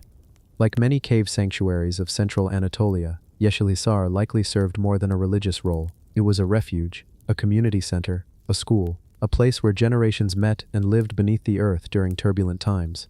Earthquakes, invasions, and shifting empires shaped the region's history, and people sought safety in stone they could trust. The choice to carve so deeply into the mountain speaks to both necessity and belief. In early Christian symbolism, caves carried powerful meaning, places of revelation, burial, resurrection, and refuge. For the communities who created Yeşilhisar, carving their holy place into rock may have represented permanence, a sanctuary that no army or fire could easily destroy. The sheer size of the complex suggests a long period of construction. Each chamber required coordinated labor. People who understood the stone's strengths, who worked patiently with chisels and hammers, removing tons of material until the rooms took shape. Such work took not days, but years, perhaps generations. These halls are not the effort of a momentary need, but a long-term vision carried by a community with shared purpose. Even from the outside, the mountain shows subtle signs of this human intervention. Small openings dot the cliff face like watchful eyes. Some are ventilation shafts, others are narrow windows. These tiny apertures connect to the hidden world within, like veins carrying light and air deep underground. Today the chambers remain empty. The figures who once prayed here have long vanished. The echoes of movement and song have faded into stillness. Yet the air still holds a quiet presence, a sense of continuity, carved into stone. One can walk through the halls and feel the weight of what they meant to those who made them. The walls carry memory, even without words. The giant cave temple of Yeshali-Sar is a monument to endurance, not of kings or conquerors, but of communities seeking meaning, protection, and connection in a changing world. The megalithic boathouses of Orkney. On the windswept islands of Orkney, far in the northern reaches of Scotland, where Atlantic storms roll endlessly over low green fields, there stand structures older than nearly everything built by human hands. Their walls are thick, their roofs long gone, their shapes unmistakable, long curved stone buildings that resemble the overturned hulls of ancient boats. These are the megalithic boathouses of Orkney, remnants of a prehistoric world that flourished more than 5,000 years ago, long before the rise of Greece, Egypt's pyramids, or written memory. In this landscape of sea and stone, the people of Orkney built with purpose. Their settlements, temples, and tombs display a sophistication that challenges assumptions about the distant Neolithic North. Among their most enigmatic structures are these boat-shaped chambers, places where ritual, community, and belief intertwined in ways we are only beginning to understand. They are not houses in the ordinary sense, and they are not simple tombs. They stand between categories, carved by a culture that saw the world differently from us. The best-known examples lie near the Nap of Howard, Skara Brae, and scattered across Orkney's rugged shores. Built from flagstones split from local bedrock, they retain their outlines despite millennia of wind. The walls curve inward, as if following the lines of a wooden vessel. Their entrances are narrow, their interiors cool and dark, with stone benches or compartments arranged like the ribs of a ship. To walk among them is to feel the presence of a people who understood both land and sea, with deep intimacy. Orkney's early inhabitants lived in a maritime world. The ocean was their road, their provider, and their horizon of meaning. The boat form, enduring and symbolic, may have held spiritual significance, a vessel for life, a vessel for the dead, a vessel for the soul's journey. Archaeologists believe these boathouses were ritual spaces, not domestic dwellings. Their layouts differ sharply from the tidy, cozy houses of Skara Brae. Here the entrances face prevailing winds or specific landscape features. Some align with midwinter sunsets or lunar events. Others stand near stone circles, suggesting they were part of a larger ritual landscape, a network of ceremonial stations used for gatherings, rites of passage, or seasonal observances. Inside, the structures often show evidence of controlled fires, feasting, and the placement of special objects. Burnt animal bones, decorated pottery, and fragments of polished stone tools have been found in alcoves. These were not casual traces, they were offerings. Each placement seems deliberate, the remains of acts carried out with reverence, not convenience. The curvature of the walls is particularly striking. They rise from the ground like the ribs of an ancient vessel, enclosing space with a sense of shelter, but also of direction. Standing within, one feels as if inside the belly of a boat, protected yet poised for movement. This sensation may have been intentional. For a seafaring people, the boat was not only a tool but a metaphor for journey, for protection, for transition. Some scholars propose that these structures served as death houses, where bodies were prepared before burial, or where the living communed with ancestors. In many early cultures, the idea of the soul traveling across a cosmic sea is common. The shape of the boathouse could symbolize that voyage, the last passage to the realm beyond. The benches inside resemble platforms found in other Neolithic mortuary structures, where bodies were placed before decomposition or ceremonial rites. Yet, despite this funerary possibility, not all boathouses contain human remains. Many were used repeatedly across generations. Their significance may have evolved, shifting with the needs of the community. They may have been assembly halls, meeting spaces, or sanctuaries where seasonal rituals marked the turning of the year. The Orkney archipelago was once a hub of Neolithic culture, its influence stretching across the British Isles. The builders here erected monumental structures like Maia Sho, the Stones of Stenness, and the Ring of Brodgar, all forming a ceremonial corridor unmatched in northern Europe. The boathouses fit within this world of symbols and alignments. They were part of a larger vision, an entire landscape of stone shaped into meaning. The craftsmanship of these structures speaks of skill and patience. Orkney's sandstone splits naturally into slabs, yet arranging them without mortar, fitting them tightly in long curves, required knowledge passed across generations. Each wall is a puzzle of weight and balance. Each slab was placed to withstand both time and Atlantic weather. Thousands of storms have swept over them, yet they endure. Around the boathouses, archaeologists have identified pits filled with shellfish, fire-cracked stones, and animal remains, suggesting communal feasts. At certain sites, Decorated stone balls, unique Neolithic objects whose purpose remains unknown, were found near entrances. Whether these were ceremonial tools or status symbols, their presence reinforces the ritual nature of the structures. The landscape around the boathouses is equally important. Many are positioned near freshwater springs, coastal inlets, or natural amphitheaters formed by cliffs. Others overlook the sea, as if watching for something beyond the horizon. These placements were not accidental. The ancestors who built them saw land, sea, and sky as interconnected realms. The boathouse was a point of contact between them, a place where the living entered a space aligned with forces larger than themselves. As centuries passed, the boathouses fell out of use. Winds buried some in sand, others collapsed, their roofs lost, their walls softened by moss. Yet even in ruin, their outlines endure, like the skeletons of ancient ships grounded on stone shores. They whisper of ceremonies forgotten, of gatherings under low roofs, of fires burning in the dim light of dawn. To stand among them today is to feel the weight of their silence, not emptiness but presence. Each structure is a reminder that ancient people, though without writing, built architectures of meaning. They shaped stone into symbols that carried their worldview, that life is a journey, that the sea connects worlds, that community thrives when anchored to ritual. The megalithic boathouses of Orkney are not famous monuments, yet they belong to one of the richest ritual landscapes on Earth. They reveal a culture that understood permanence and transition, grounding and movement, land and sea. And in their curved walls they hold a memory older than history, the memory of a people who carved their beliefs into the very bones of the island. They remain, quiet against the Atlantic wind, as vessels carved in stone, still holding the stories of those who once stepped inside, seeking meaning in the rhythm of tides and the turning of seasons. The megalithic temple of Yeha, Ethiopia. In the highlands of northern Ethiopia, where the air thins and the light falls softly over terraces of rock and scrub, stands a structure older than Axum, older than the great stelae, older even than the kingdoms that once ruled the Horn of Africa. Set upon a quiet rise of earth shaped from enormous blocks of golden sandstone, the Temple of Yeha rises with a stillness that suggests memory more than ruin. Nothing around it hints at its age, no inscriptions, no living tradition that recalls its builders. Yet archaeologists date its origins to around 700 BCE, making it the oldest monumental stone structure in Ethiopia, a place whose purpose is partly remembered and partly lost to time. The approach to Yeha reveals the most striking feature of its temple, the precision of its walls. Each block is cut and fitted so tightly that light cannot pass between them. There is no mortar, no bonding material, only the confidence of stone on stone. This architectural style resembles that of ancient South Arabia, particularly the kingdom of Saba across the Red Sea. The sheer size of the stones suggests both ambition and knowledge, an understanding of engineering not typically associated with African highlands during that early period. The temple once stood as a towering sanctuary dedicated to Al-Makah, the moon god of Saba, whose cult spread across the region through trade and migration. But Yeha was not a provincial outpost, it was a center of its own kind, built by people who blended imported ideas with local strength. The stones were quarried from Ethiopian hills, hauled by hand, shaped with bronze tools, and raised into walls more than 12 meters high. Even today, those walls remain astonishingly intact, straight, white gold, and silent. Inside, the temple was divided into chambers aligned with ritual purpose. Sunlight would have filtered through narrow openings, falling across smooth floors and altars blackened by ancient offerings.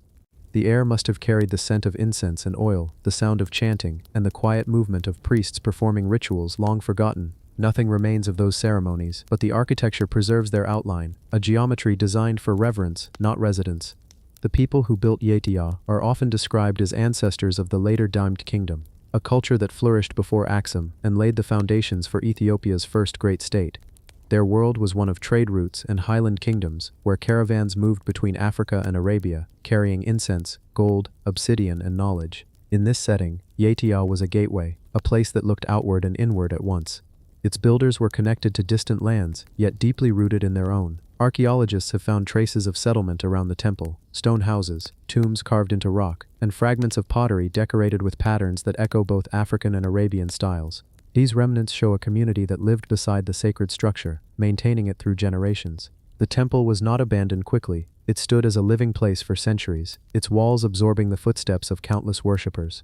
The craftsmanship of Yetia is what captivates the most. The blocks are massive, some weighing several tons, yet each one is shaped with refined edges. The joints align perfectly, running without deviation from corner to corner. The builders understood how to distribute weight, how to balance height with stability, how to create a structure that could withstand time, weather, and even fire. This level of engineering raises a question: what knowledge did they inherit, and what did they create anew? There are signs of a fire in the upper areas of the temple, charred residues, blackened patches on stone. Whether it came from conflict, ritual, or accident is unknown. But the fire did not destroy the sanctuary. Yoha endured, its stones resisting not only destruction, but disappearance. Nearby lies another remarkable structure, the Great Graveyard, a cluster of underground tombs built with the same precision as the temple. Some are constructed with sandstone blocks, shaped as carefully as the temple's walls. Though many were looted centuries ago, their architecture shows a society that honored its dead with deep respect, placing them in chambers built to reflect permanence rather than decay. Despite the temple's scale, Yoha is not a site of grand inscriptions or monumental statues. Its mystery lies instead in its silence, in what it chooses not to reveal. There are no carved lines explaining why it was built, no texts recounting its ceremonies. The temple stands as an expression of belief and engineering without commentary, leaving only the structure itself to speak. It is this quiet that gives Yoha its unusual power. Standing within its walls, one feels the weight of centuries layered in stone, a sense of continuity, of something sacred crossing the threshold of time. The golden sandstone glows softly in the highland sun, and the air hums with stillness. The space is empty, yet full of memories unspoken, full of a presence that architecture alone seems to carry. For years, scholars debated the extent of South Arabian influence at Yoha. Some argued it was a colony. Others believed it was a local innovation shaped by contact, not imitation. The truth likely lies between both. The builders of Yoha took what they saw across the sea and reshaped it to fit their own world. They used local stone, local labor, local ideas of sacredness, and yet infused all of it with techniques learned from afar. The result is a temple that feels familiar and foreign at the same time.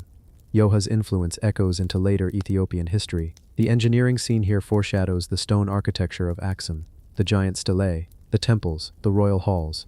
The attention to precision, the desire for permanence, the belief that stone can embody the sacred, all of these began here, in this quiet sanctuary on a highland ridge. Today Yoha is a ruin, only in form, not in spirit. Its walls remain upright, its corners sharp, its proportions unchanged. The temple is not a story of collapse, it is a story of endurance. It shows that the ancient world's architectural brilliance did not belong to one region, one empire, or one tradition. It emerged wherever humans chose to build with purpose, wherever they looked at stone and saw possibility. The Temple of Yoha stands as the oldest testament to that spirit in Ethiopia, a place where human intention and sacred meaning were carved into rock, where belief found form in geometry, and where time itself became architecture. Its stones still hold that memory, quiet, golden, and waiting. The 50-ton guardian lions of Karaftu, Iran. In the rugged mountains of northwestern Iran, where cliffs rise like broken walls against a wide horizon, lies a place both fortress and mystery, the caves of Karaftu. High in these limestone cliffs, carved chambers stretch deep into the rock, linked by narrow passages and ancient stairways. For centuries, travelers have approached the mountain through a dry valley, and from a distance they can see two immense forms carved into the stone, the silent guardians of this forgotten world. These are the 50-ton guardian lions of Karaftu, massive sculptures standing watch over an ancient complex whose origins still remain uncertain. The cliffs of Karaftu dominate the landscape. They sit far from major cities, surrounded by hills scarred by wind and centuries of grazing. Yet inside this remote mountain lies one of the most unusual archaeological sites in Iran, a multi-level rock-cut stronghold that seems to have been occupied by different cultures across different eras. Greek settlers, Parthian rulers, Sasanian elites, nomads, pilgrims, and unknown groups who left no written trace. The caves extend through 4 stories, each containing chambers carved with precision, living quarters, corridors, storerooms, and defensive openings overlooking the valley below. At the entrance to this labyrinth stand the lions, each one carved from the mountain itself, rising from the rock as if emerging from deep time. Their bodies are stylized, yet powerful, broad chests, heavy paws, and massive shoulders that merge into the cliff. Despite their weathering, their presence is unmistakable. They are not decorations, they are guardians. The lions are extraordinary not only for their size, each estimated to weigh at least 50 tons, but for what they represent. Throughout the ancient Near East, lions symbolized protection, royal authority, and divine strength. They guarded gates, tombs, temples, and palaces. But the lions of Karaftu guard not a city, not a royal tomb, not a temple, but a mountain full of hidden chambers. That alone makes them unusual. Archaeologists studying the site have proposed multiple theories about their origin. One suggests that the lions belong to the Seleucid period, carved when Greek influence spread through Iran after the conquests of Alexander. This is supported by a fragmentary inscription found inside the caves that once read, "Heracles lives here, no evil shall enter." Such an inscription suggests that the caves were once associated with a cult of Heracles, a hero often linked with strength and guardianship, qualities embodied by lions. But others believe the lions may predate the Greek inscription by centuries, perhaps created during the Achaemenid era, or even earlier, when local cultures carved protective animals as part of sacred landscapes. Their style is difficult to categorize. They are not fully Greek, not fully Persian, not fully Assyrian. They seem older, more elemental, as if carved following a tradition that stretched beyond empire and dynasty. The lions stand at a natural choke point along the cliffside. Any visitor, ancient or modern, must pass beneath them to reach the interior chambers. This placement was deliberate. The people who carved them understood the power of thresholds. To step under such guardians was to cross from the ordinary world into a different realm, one shaped by ritual, habitation, and memory. Inside the caves, the air cools instantly. Light narrows, stone corridors twist in ways that feel half architectural, half geological. Some rooms contain carved benches and niches. Others have high ceilings, blackened by ancient flames. One chamber opens to a balcony overlooking the valley, cut so precisely that wind passes through it like breath. The structure feels both defensive and sacred, a place that sheltered people in times of danger, but also a place they returned to for reasons beyond survival. The lion's role may have been both symbolic and protective. Their placement suggests guardianship, yet their sheer size implies reverence. They were carved not for aesthetic display, but to act as the mountain's voice, its presence made visible in stone. The cultural layers of Karaftu deepen their mystery. When Greek settlers arrived, they left inscriptions. When Parthians occupied the caves, they reshaped corridors and created new chambers. Later groups added pottery, offerings, tools, but the lions remained, outlasting every phase of occupation. Their persistence suggests they were never defaced nor buried, meaning each new community respected them. Whether they understood the original meaning or not, they accepted the lions as part of a sacred geography. The stone itself tells part of the story. The lions were carved from dense, weather-resistant limestone that holds its shape despite centuries of rain and wind. Their surfaces are rough where time has peeled away details, yet their outlines remain strong. In certain lights, shadows gather around their eyes, giving them a depth that feels almost animate. As the sun moves, the lion's expressions change, stern in morning light, contemplative at dusk, ghostly under the moon. What makes the lions haunting is not only their age, but their silence. No inscription names their sculptor, no record explains their purpose, no story tells who first climbed the cliff to carve these colossal forms into the mountain. The people who created them must have had both engineering knowledge and spiritual conviction. Carving a lion of such scale directly into the cliff would have required scaffolding, stone hammers, chisels, and a coordinated effort lasting months or years. It was a monumental task for any ancient culture, yet those who carved them worked not for glory or record, but for something timeless, a presence meant to endure. Even now, the lions frame the entrance like sentinels that never sleep. They embody permanence in a place where everything else changed: kingdoms, languages, beliefs, and the people who once lit torches in those caves. The Karaftu lions remind us that ancient architecture was not only about walls and halls, it was about animating the landscape, giving form to forces that people felt around them: fear, protection, divinity, memory. The lions are not monuments, they are intentions carved into stone. Their existence leaves a question lingering in the valley air. Were they guardians of a fortress, watchers of a sanctuary, or something far older, markers of a place where myth and earth met? Whatever the answer, the 50-ton guardian lions of Karaftu stand today as one of the most extraordinary achievements of ancient Iranian craftsmanship. Two silent giants carved into a mountain, holding their post as they have for centuries, watching over a world that changed while they remained exactly as they were meant to be. The cave temple of Kızılkaya.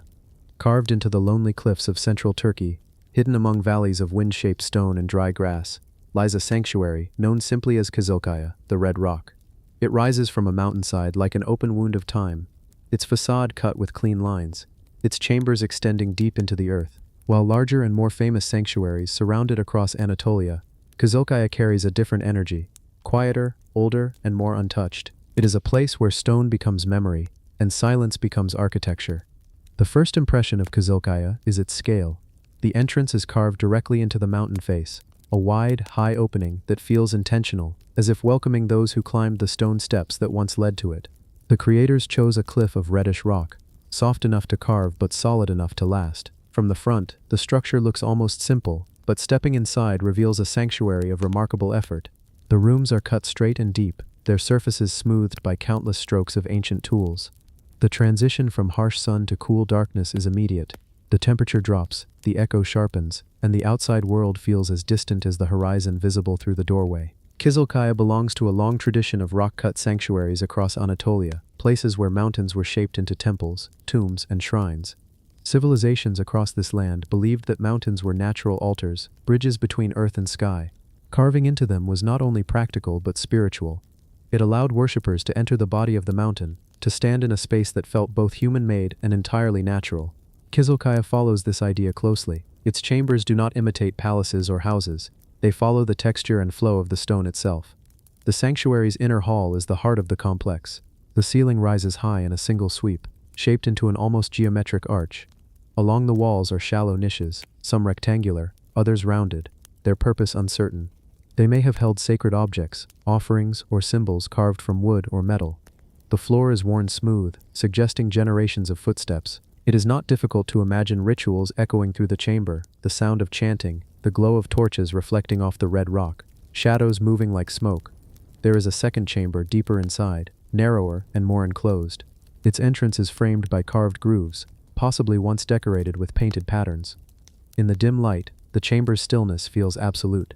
Many rock sanctuaries in Anatolia were devoted to sky gods, mother goddesses, or ancestral spirits. Kizilkaya may have served a similar purpose. A place where communities gathered during seasonal rites or ceremonies connected to the land. The mountain itself would have been the god's body, and the chamber, the heart. Archaeologists found little inside, a sign that the sanctuary had been abandoned long before outside forces could strip it. The emptiness preserves its mystery. Without inscriptions or surviving artifacts, the story must be told through architecture alone. Yet the architecture speaks clearly. Every line and angle suggests intention. The builders were skilled. They understood both the limitations and strengths of stone. Their work was not experimental, but practiced. Outside the entrance, traces of steps carved into the cliff slope indicate that pilgrims approached the sanctuary from below. The path would have wound between boulders and scrubland, rising toward the mountain like a slow ascent into the sacred. From the sanctuary's threshold, the landscape opens wide, fields stretching to the horizon, distant hills shimmering in heat. This view was likely important. Many ancient sanctuaries were positioned to watch the sky, to frame the rising or setting sun during solstices. Kizilkaya's entrance faces a direction where the evening light enters with precision, casting long shadows into the hall. It may have been used to mark seasons or symbolize the passage from light to darkness. The region around Kizilkaya saw waves of cultures: Hittites, Phrygians, Lydians, Persians, early Anatolian tribes, each leaving traces. Rock sanctuaries often survive these transitions, absorbed into new belief systems without being erased. A place like Kizilkaya might have been sacred for centuries, its meaning shifting, yet its value unchanged. For some groups, it may have been a temple; for others, a memorial; for others still, a boundary marker or meeting place. The versatility of rock architecture allowed each generation to reinterpret it. Yet the craftsmanship suggests a period of focused activity, a time when the sanctuary was the center of ritual life. The red stone was cut with great care, its surfaces shaped to reflect torchlight and soft acoustics. The chambers were carved not to overwhelm but to hold. Nothing inside feels excessive. The sanctuary is quiet, even in shape. Geometry meant for presence, not spectacle. Over time, soil and vegetation crept over the entrance. The steps eroded. The doorway narrowed under fallen debris, but the core of the sanctuary remained untouched. When explorers entered it centuries later, the air inside was still cool, still trapped between walls that had not moved in millennia. They found the sanctuary not ruined, but waiting. Standing inside Kizilkaya, one becomes aware of how carefully ancient builders listened to stone. The rock dictates what is possible, where walls must stand, where ceilings must curve, where chambers must turn. The sanctuary is a collaboration between human intent and geological form. The builders did not impose their will, they interpreted the mountain, shaping it gently, respecting its lines and strengths. This humility gives the place its power. The walls hold faint marks of tools, curved in repeating patterns. These marks, though small, reveal the hands of countless workers. Each stroke brought the chamber closer to completion. Each day of labor carved another piece of belief into the stone. The sanctuary is not merely a structure, it is the physical trace of those hands, those lives, those rituals. Kizilkaya does not offer answers. It offers space, space for sound, for shadow, for memory. Its emptiness is not a loss but an invitation. In its silence, one can sense how ancient communities approach their world, with reverence, with craftsmanship, with a desire to carve meaning into the earth itself. The cave temple of Kizilkaya endures as a reminder of the earliest sacred architectures, places where people did not build upward, but inward, where they chose stone over ornament, silence over proclamation, and permanence over spectacle. It remains carved into the mountain, holding within it the breath of ages, a sanctuary cut from earth, made by hands, and kept by time. The lost citadel of Loropeni. Deep in the savanna of southern Burkina Faso, surrounded by quiet grasslands and scattered shea trees, stands a fortress whose origins have almost entirely slipped from memory. Its walls rise suddenly from the red earth, their surfaces rough, weathered, and silent. These are the ruins of Loropeni, a citadel built from stone without mortar, its towers and enclosures forming one of the most monumental ancient structures in West Africa, and yet, for centuries, no one truly knew who built it, or why it was abandoned. Loropeni does not sit atop a mountain. It does not overlook a river or guard a pass. Instead, it lies in a landscape where the horizon stretches wide and flat, a setting that, at first glance, seems peaceful and unthreatened. But the fragments of the citadel tell another story. They speak of control, of wealth, of long-distance trade. They speak of people who built not to defend a kingdom, but to protect something far more precious, gold. Archaeologists believe Loropeni is part of a chain of ancient fortified settlements connected to the trans-Saharan gold trade, which flourished between the 11th and 17th centuries. During that time, West Africa supplied much of the gold that fueled the economies of North Africa and the Mediterranean. Caravans moved across deserts and savannas, linking distant cities. Somewhere in that network, Loropeni emerged, a stronghold built from stone, its builders leaving no written record. Walking through its remains today, the construction becomes clear. The walls are made of light blocks, iron-rich stone cut from the earth, shaped into massive rectangular pieces, and assembled with care. Some sections rise more than 6 meters high. They curve gently, forming an oval enclosure with bastions and a central courtyard. Time has softened the edges, but the structure's ancient strength is still present. The builders knew their materials well. Light hardens when exposed to air, turning from soft orange soil into solid stone. This meant that once the walls were raised, they grew tougher with time, not weaker. The technique of building without mortar, relying on weight, balance, and friction, required precise understanding. Each block had to fit into place, so the whole structure could support itself. The fact that these walls stand after so many centuries testifies to a craftsmanship both practiced and confident. But Loropeni's purpose was more than architectural. Archaeological excavations in the region uncovered evidence of metalwork, iron smelting, tool making, and gold processing. The fortress may have served as a safe point in a chain of settlements belonging to the Lobi, Gan, or related cultures of the region. Whether they lived inside it permanently or used it seasonally remains uncertain, but its design suggests storage, defense, and protection, not just of people but of goods moving silently along trade routes. At its height, Loropeni would have been far from solitary. Other fortified settlements lie scattered across the region, their walls partially buried by soil and vegetation. Some appear older, others more recent. Together they form a pattern, a network of defensible refuges guarding the wealth that flowed through West Africa long before European ships reached its shores. The citadel's sightlines reveal its strategy. From the top of its walls, the surrounding landscape is visible for kilometers. Any approaching caravan or threat could be seen long before arrival. In the dry season, dust rising from distant footsteps would carry warnings. In the rainy season, sounds traveled cleanly through the humid air. This was a fortress built not to rule but to observe. Still, mysteries remain. Why did Loropeni fall silent? Why was it abandoned? There are theories: shifting trade routes, conflict between kingdoms, drought, or the decline of the gold trade. As commerce shifted toward coastal trade in later centuries, inland routes lost importance. The citadels that once guarded them were left behind. Without purpose, they faded back into the land. The wind filled their courtyards with dust. The trees reclaimed the edges of their walls. The names of their builders were forgotten. Yet even in abandonment, Loropeni retained its dignity. Its walls held, its form endured. Villagers living nearby preserved stories. Some spoke of spirits guarding treasure, others of ancestors who built the walls in a time before iron. For generations, the ruins were respected, visited quietly, and left untouched. When archaeologists finally arrived in the 20th century, they found the fortress remarkably preserved. The alignment of stones, the form of the towers, the pathways between walls, all still clear.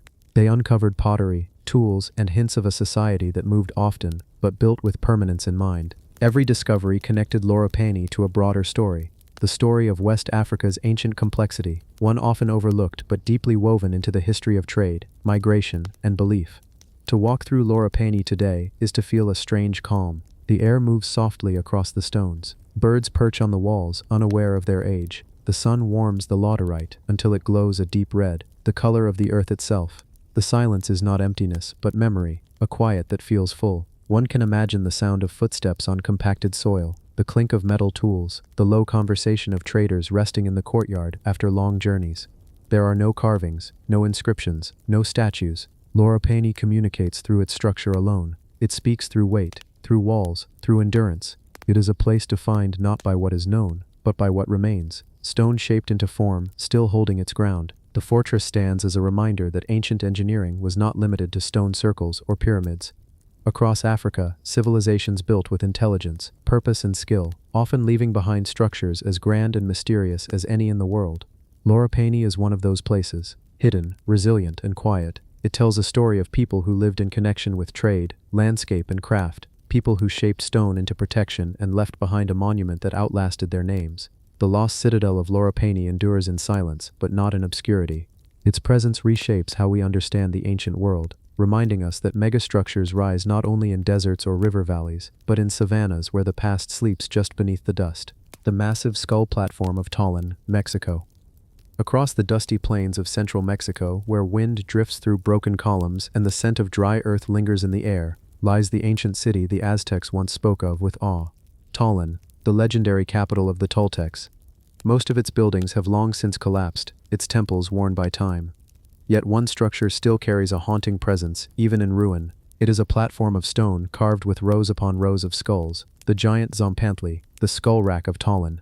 It stands as a reminder of a world where death was not a secret but a symbol, carved directly into the foundations of power. Long before the Aztecs rose in the Valley of Mexico, the Toltecs shaped Tollan into a ceremonial center of immense influence. They built pyramids, ball courts, warrior statues, and towering colonnades, but nothing in the city carries the same weight of meaning as the skull platform. Its blocks are massive, set in place with precision, each stone carved with a repeating pattern. Human skulls, row after row, their empty eye sockets, once filled with shadow, stare outward as though guarding the plaza. They are neither triumphant nor frightening, simply unblinking, eternal. The Zompantli was not made to intimidate enemies in a theatrical sense. In Mesoamerican cosmology, death was a cycle, not an end. The skull symbolized continuation, rebirth, the turning of the cosmic wheel. The Toltecs saw life and death as intertwined, each feeding the other. The platform at Tollan was therefore not a monument to violence, it was a monument to order, sacrifice, and balance. Archaeologists excavating the site uncovered the platform near the base of the main pyramid. The stones are enormous, some weighing several tons. Carved with a skill that speaks of long tradition, the skull motifs repeat with mathematical precision, aligned in tight rows that form a tapestry of bone.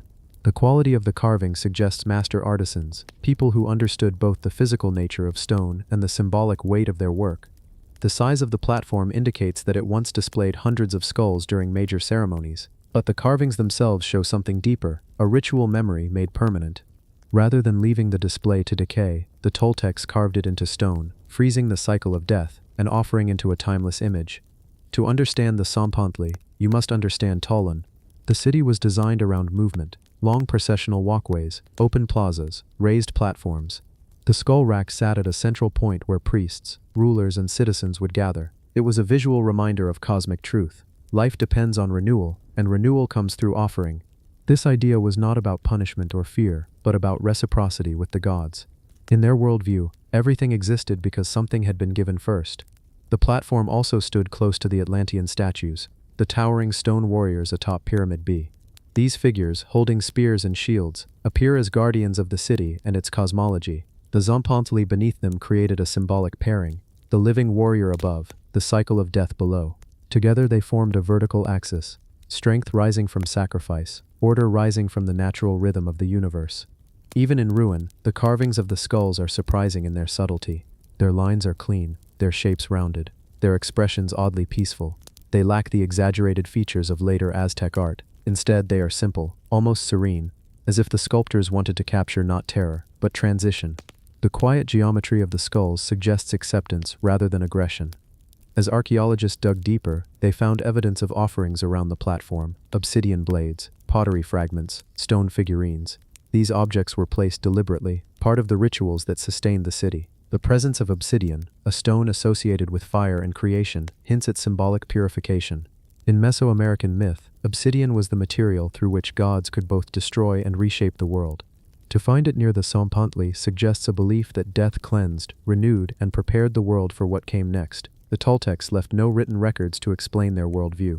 Their stories survive only through later cultures, myth, and archaeology. But the Tzompantli of Tolan, carved in stone, speaks clearly.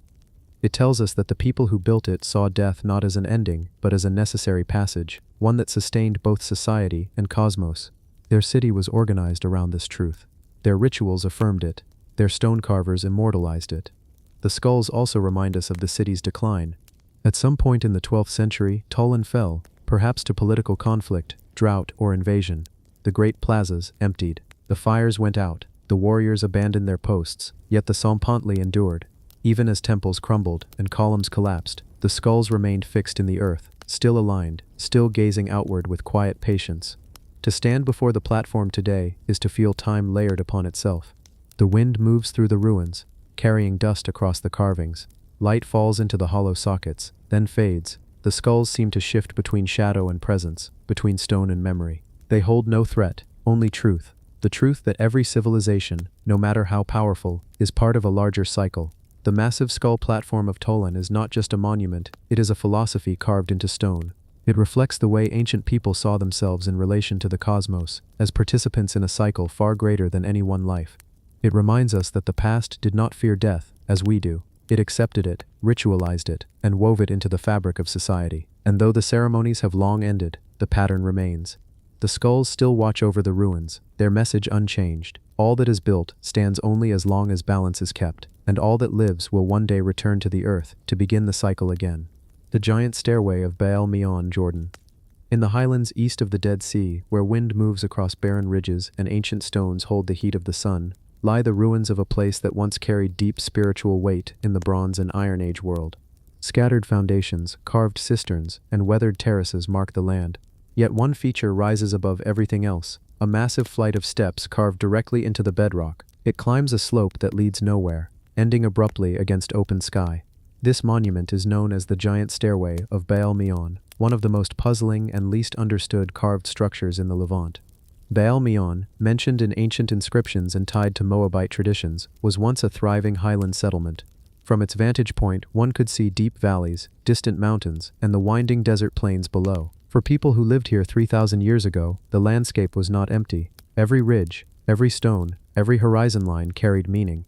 Into this terrain, someone carved a monumental stairway, broad steps, worn by centuries, ascending in a straight line toward a summit that held no building and no visible platform. The scale of the stairway is difficult to grasp at first glance. Each step is long and deep, far larger than what a human stride naturally requires. Some rise nearly to the height of a person's knee. The entire structure stretches across the slope, cut with precision that suggests not practicality, but symbolism. It was not made for ease, nor for efficiency. It was made for presence, for movement as ritual, not movement as function. Archaeologists studying Baal Meon have found no palace or temple at the top of the stairs, no shrine, no altar, no carved niche. The stairway leads upward, but its destination has vanished, or perhaps never existed in material form. This absence has opened a space for understanding the structure not as a path, but as an act, a ceremonial ascent, a climb meant to bring participants from the world of the ordinary into a realm of significance. Across the ancient Near East, high places often served as sites of worship. Hills became thresholds between earth and sky, places where offerings were made and decisions were spoken to the divine. The people of Moab and their neighbors believed that sacred forces dwelt in elevated spaces. The giant stairway of Baal Meon may reflect this worldview, a carved approach to a spiritual height, a path designed to shape the body's journey into a form of reverence. The stones themselves are deeply weathered, but their lines remain unmistakable. Each step bears the horizontal marks of chisels, the traces of craftsmen who spent days and weeks cutting into the mountain. The basalt and limestone of the region are unforgiving materials, requiring skill and patience to shape. Yet the workers continued, carving step after step, lifting the stairway through the slope until it stood as an unmistakable landmark. The stairway's alignment is another clue. It does not follow the easiest slope, nor does it take the most direct route. Instead, it appears oriented toward a point on the horizon, a place where the sun rises or sets during certain times of the year. Some researchers suggest it may align with the equinox sunrise or with seasonal transitions important in agricultural life. If true, The stairway may have served as a monumental marker of time, its ascent echoing the path of the sun as it moved across the sky. At the base of the stairway lie scattered ruins, fragments of walls, remnants of storage pits, and traces of courtyards. These remains hint at a settlement that once organized communal life around this elevated feature. Whether the stairway served as the heart of the community or as part of a broader ceremonial landscape remains uncertain. What is clear is that the people of Balmain invested extraordinary effort into shaping this hillside, transforming natural rock into a structure that carried both physical and symbolic weight. Walking the stairway now, one feels the distance between its scale and the human form. The steps require effort, they demand attention. With each ascent, the body moves differently, slower, more deliberate, more aware of breath and balance. It is as if the stairway itself dictates the pace, guiding anyone who climbs it into a state of reflection. Ancient builders understood this effect. They used architecture not just to enclose space, but to shape experience. The absence of a structure at the top may not be a mystery to solve, but part of the design. In many ancient traditions, the goal of ritual ascent was not arrival at a building, but arrival at a view. From the summit above Balmain, one can see the rolling plateau stretching outward in all directions. The horizon feels distant yet close, a place where sky and land touch. This view may have been the true destination, a vantage point where priests, leaders, or community members gathered to observe the rising sun, watch the approach of storms, or speak to the unseen. Over centuries, the settlement of Balmain changed hands and identities. Moabites, Israelites, Nabateans, and Romans left their marks in pottery, inscriptions, and architectural traces. Yet the stairway endured, carved too deeply into the mountain to be erased by time or conquest. Each era may have used it differently, giving it new meanings as beliefs shifted and landscapes changed. Some scholars speculate that the stairway once supported a wooden superstructure, now long vanished, a platform used for ritual gatherings, feasts, or seasonal ceremonies. Others believe it was part of a pilgrimage route linking several highland sites. Still others hold that the stairway was itself the sacred object, its presence enough to mark the space as holy. What is certain is that its scale sets it apart. Few stairways of this size and antiquity exist in the Levant. Its massive steps, rising toward nothing visible, carry a quiet sense of enigma. Standing before it, one cannot help but feel the weight of countless ascents, footsteps of people who climbed it, not for utility, but for meaning. The wind that moves across Balmain is dry, carrying scents of dust and stone. In its sound, one can imagine the echo of voices that once filled the stairway, the murmur of rituals long forgotten, the gathering of families and elders beneath a rising sun. The stairway does not preserve those events, but it preserves their intention, the human desire to reach upward, to create pathways that transcend the ordinary world. The giant stairway of Balmain remains one of the quiet marvels of ancient Jordan. Neither temple nor tomb, neither palace nor fortress, it stands in a category of its own, a place built not for power, but for presence, a monument of ascent, a carved dialogue between stone and sky. And even now, long after the purposes of its builders have faded, the stairway holds its meaning, that sometimes the act of climbing is itself the destination, and that the sacred can be found not at the end of the path, but in the journey carved into the earth. The desert megaliths of the Aramu portal, Peru, high in the Andean plateau of southern Peru, where the air thins and the silence deepens. A single slab of reddish stone stands against the landscape like a doorway carved into nothing. Locals call it Aramu, a flat, precise, rectangular panel cut into a massive cliff face on the shore of Lake Titicaca. It is not a tomb. It is not a temple. It is not part of any known building. Yet someone, long before recorded history in this region, shaped this monolithic plain with extraordinary care. The result is a portal that seems to hold both stillness and intention, an ancient doorway carved into solid rock, with no chamber behind it, no city around it, and no inscription explaining why it exists. Aramu rests in a landscape layered with sacred meaning. The surrounding hills are scattered with megaliths, carved stones, and natural formations that ancient cultures regarded as gateways between physical and spiritual worlds. Lake Titicaca, just a short distance away, is considered by many Andean traditions to be the cradle of creation, the place from which the first rulers and deities emerged. In this context, the portal becomes more than stone. It becomes a symbol woven into a larger, older belief system. The portal itself is carved into a granite outcrop nearly 7 meters wide. Most of the cliff remains untouched, but at its center is a perfectly smooth recess, a tall, rectangular panel about 4 meters high and 3 meters across. At the bottom of the panel sits a smaller niche, shaped like a door within a door. Its edges are measured, symmetrical, and precise. The surface is polished smooth, almost reflective in places, as if hands or tools worked it again and again. The entire structure gives the impression of something unfinished yet purposeful, as if its meaning lies beyond the stone rather than within it.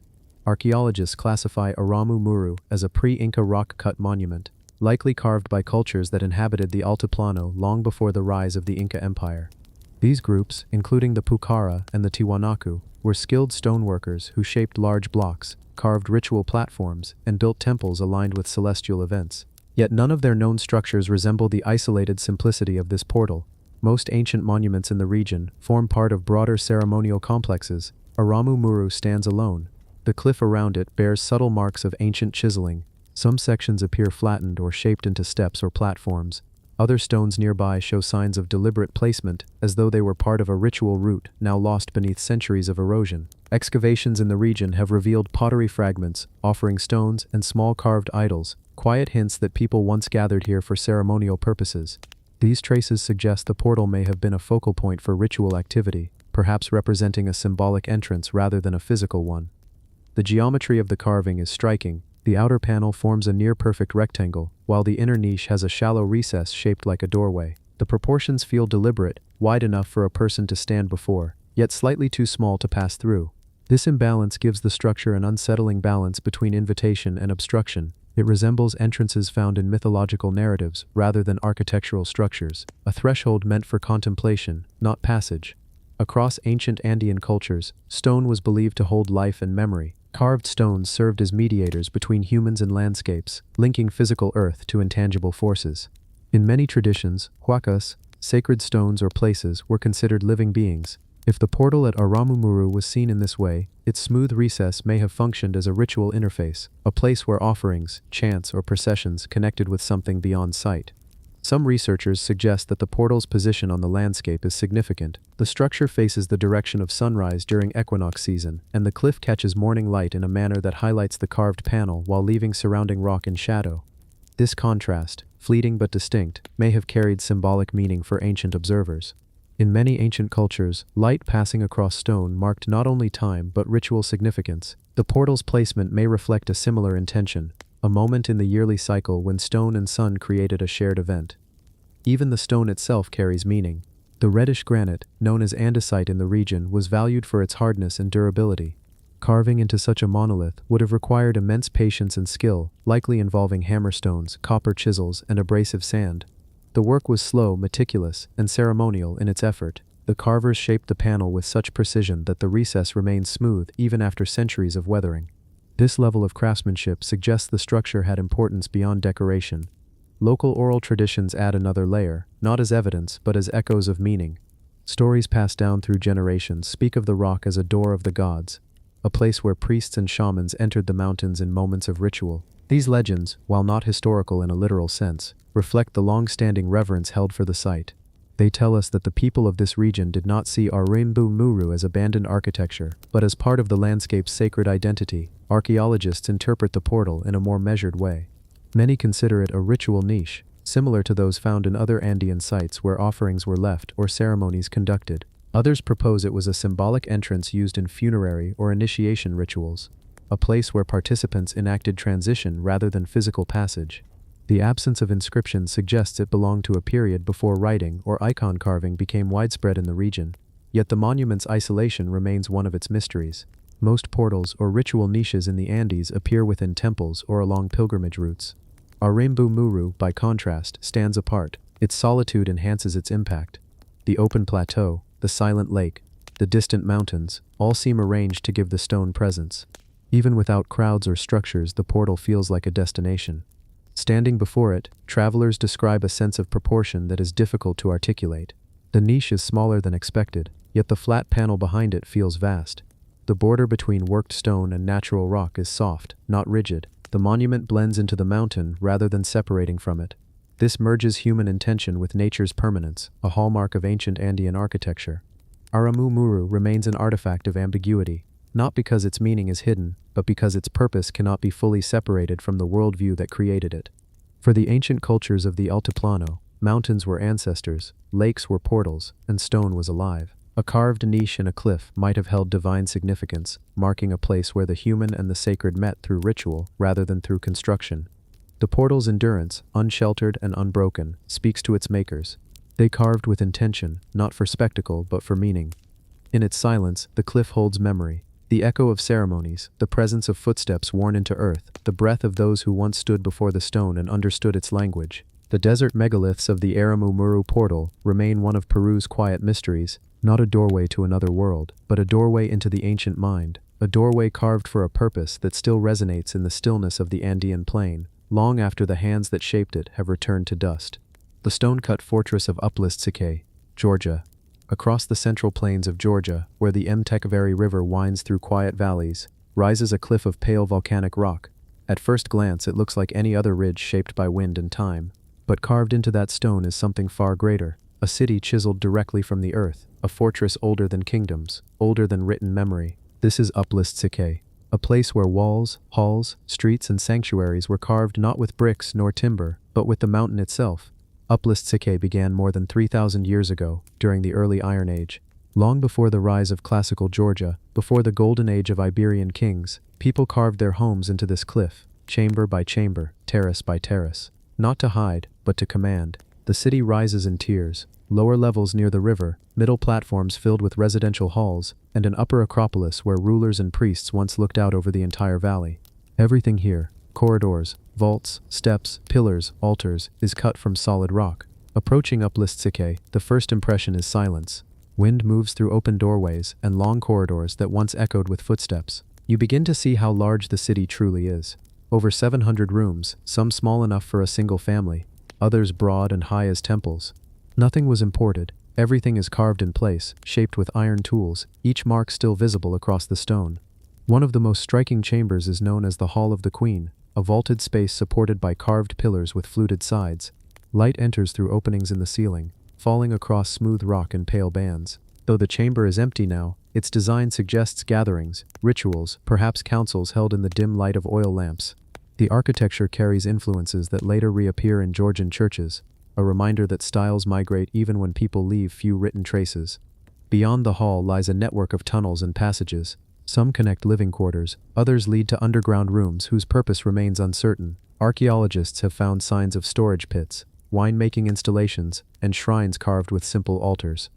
The variety of these spaces suggests Uplistsikhe was not just a fortress, it was a religious and economic center, a place where trade routes crossed and cultural ideas converged. From high terraces, the entire valley becomes visible.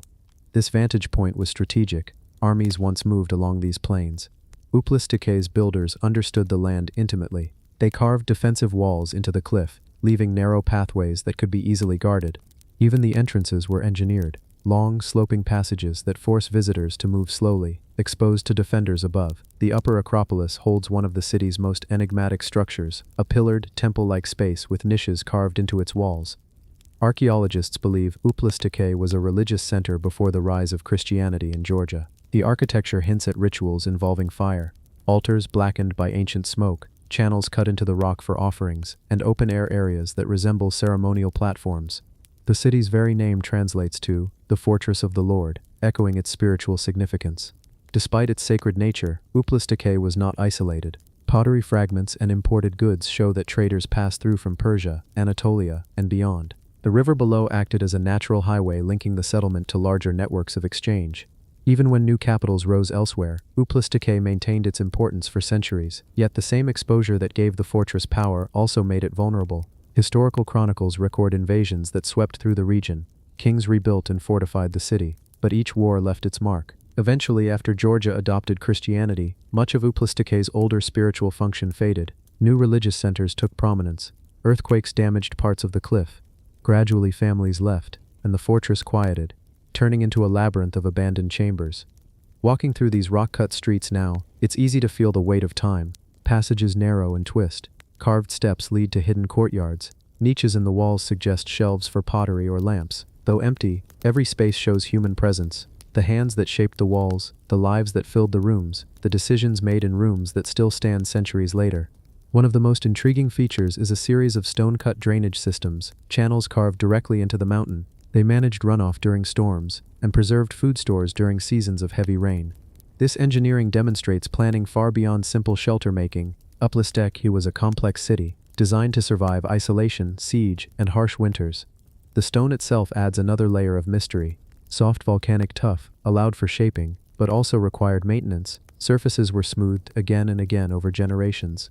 The interiors are rounded, almost organic. Some chambers resemble caves, shaped by nature, except every curve was made intentionally. The boundary between natural and architectural blurs until the entire mountain feels like it was sculpted with purpose.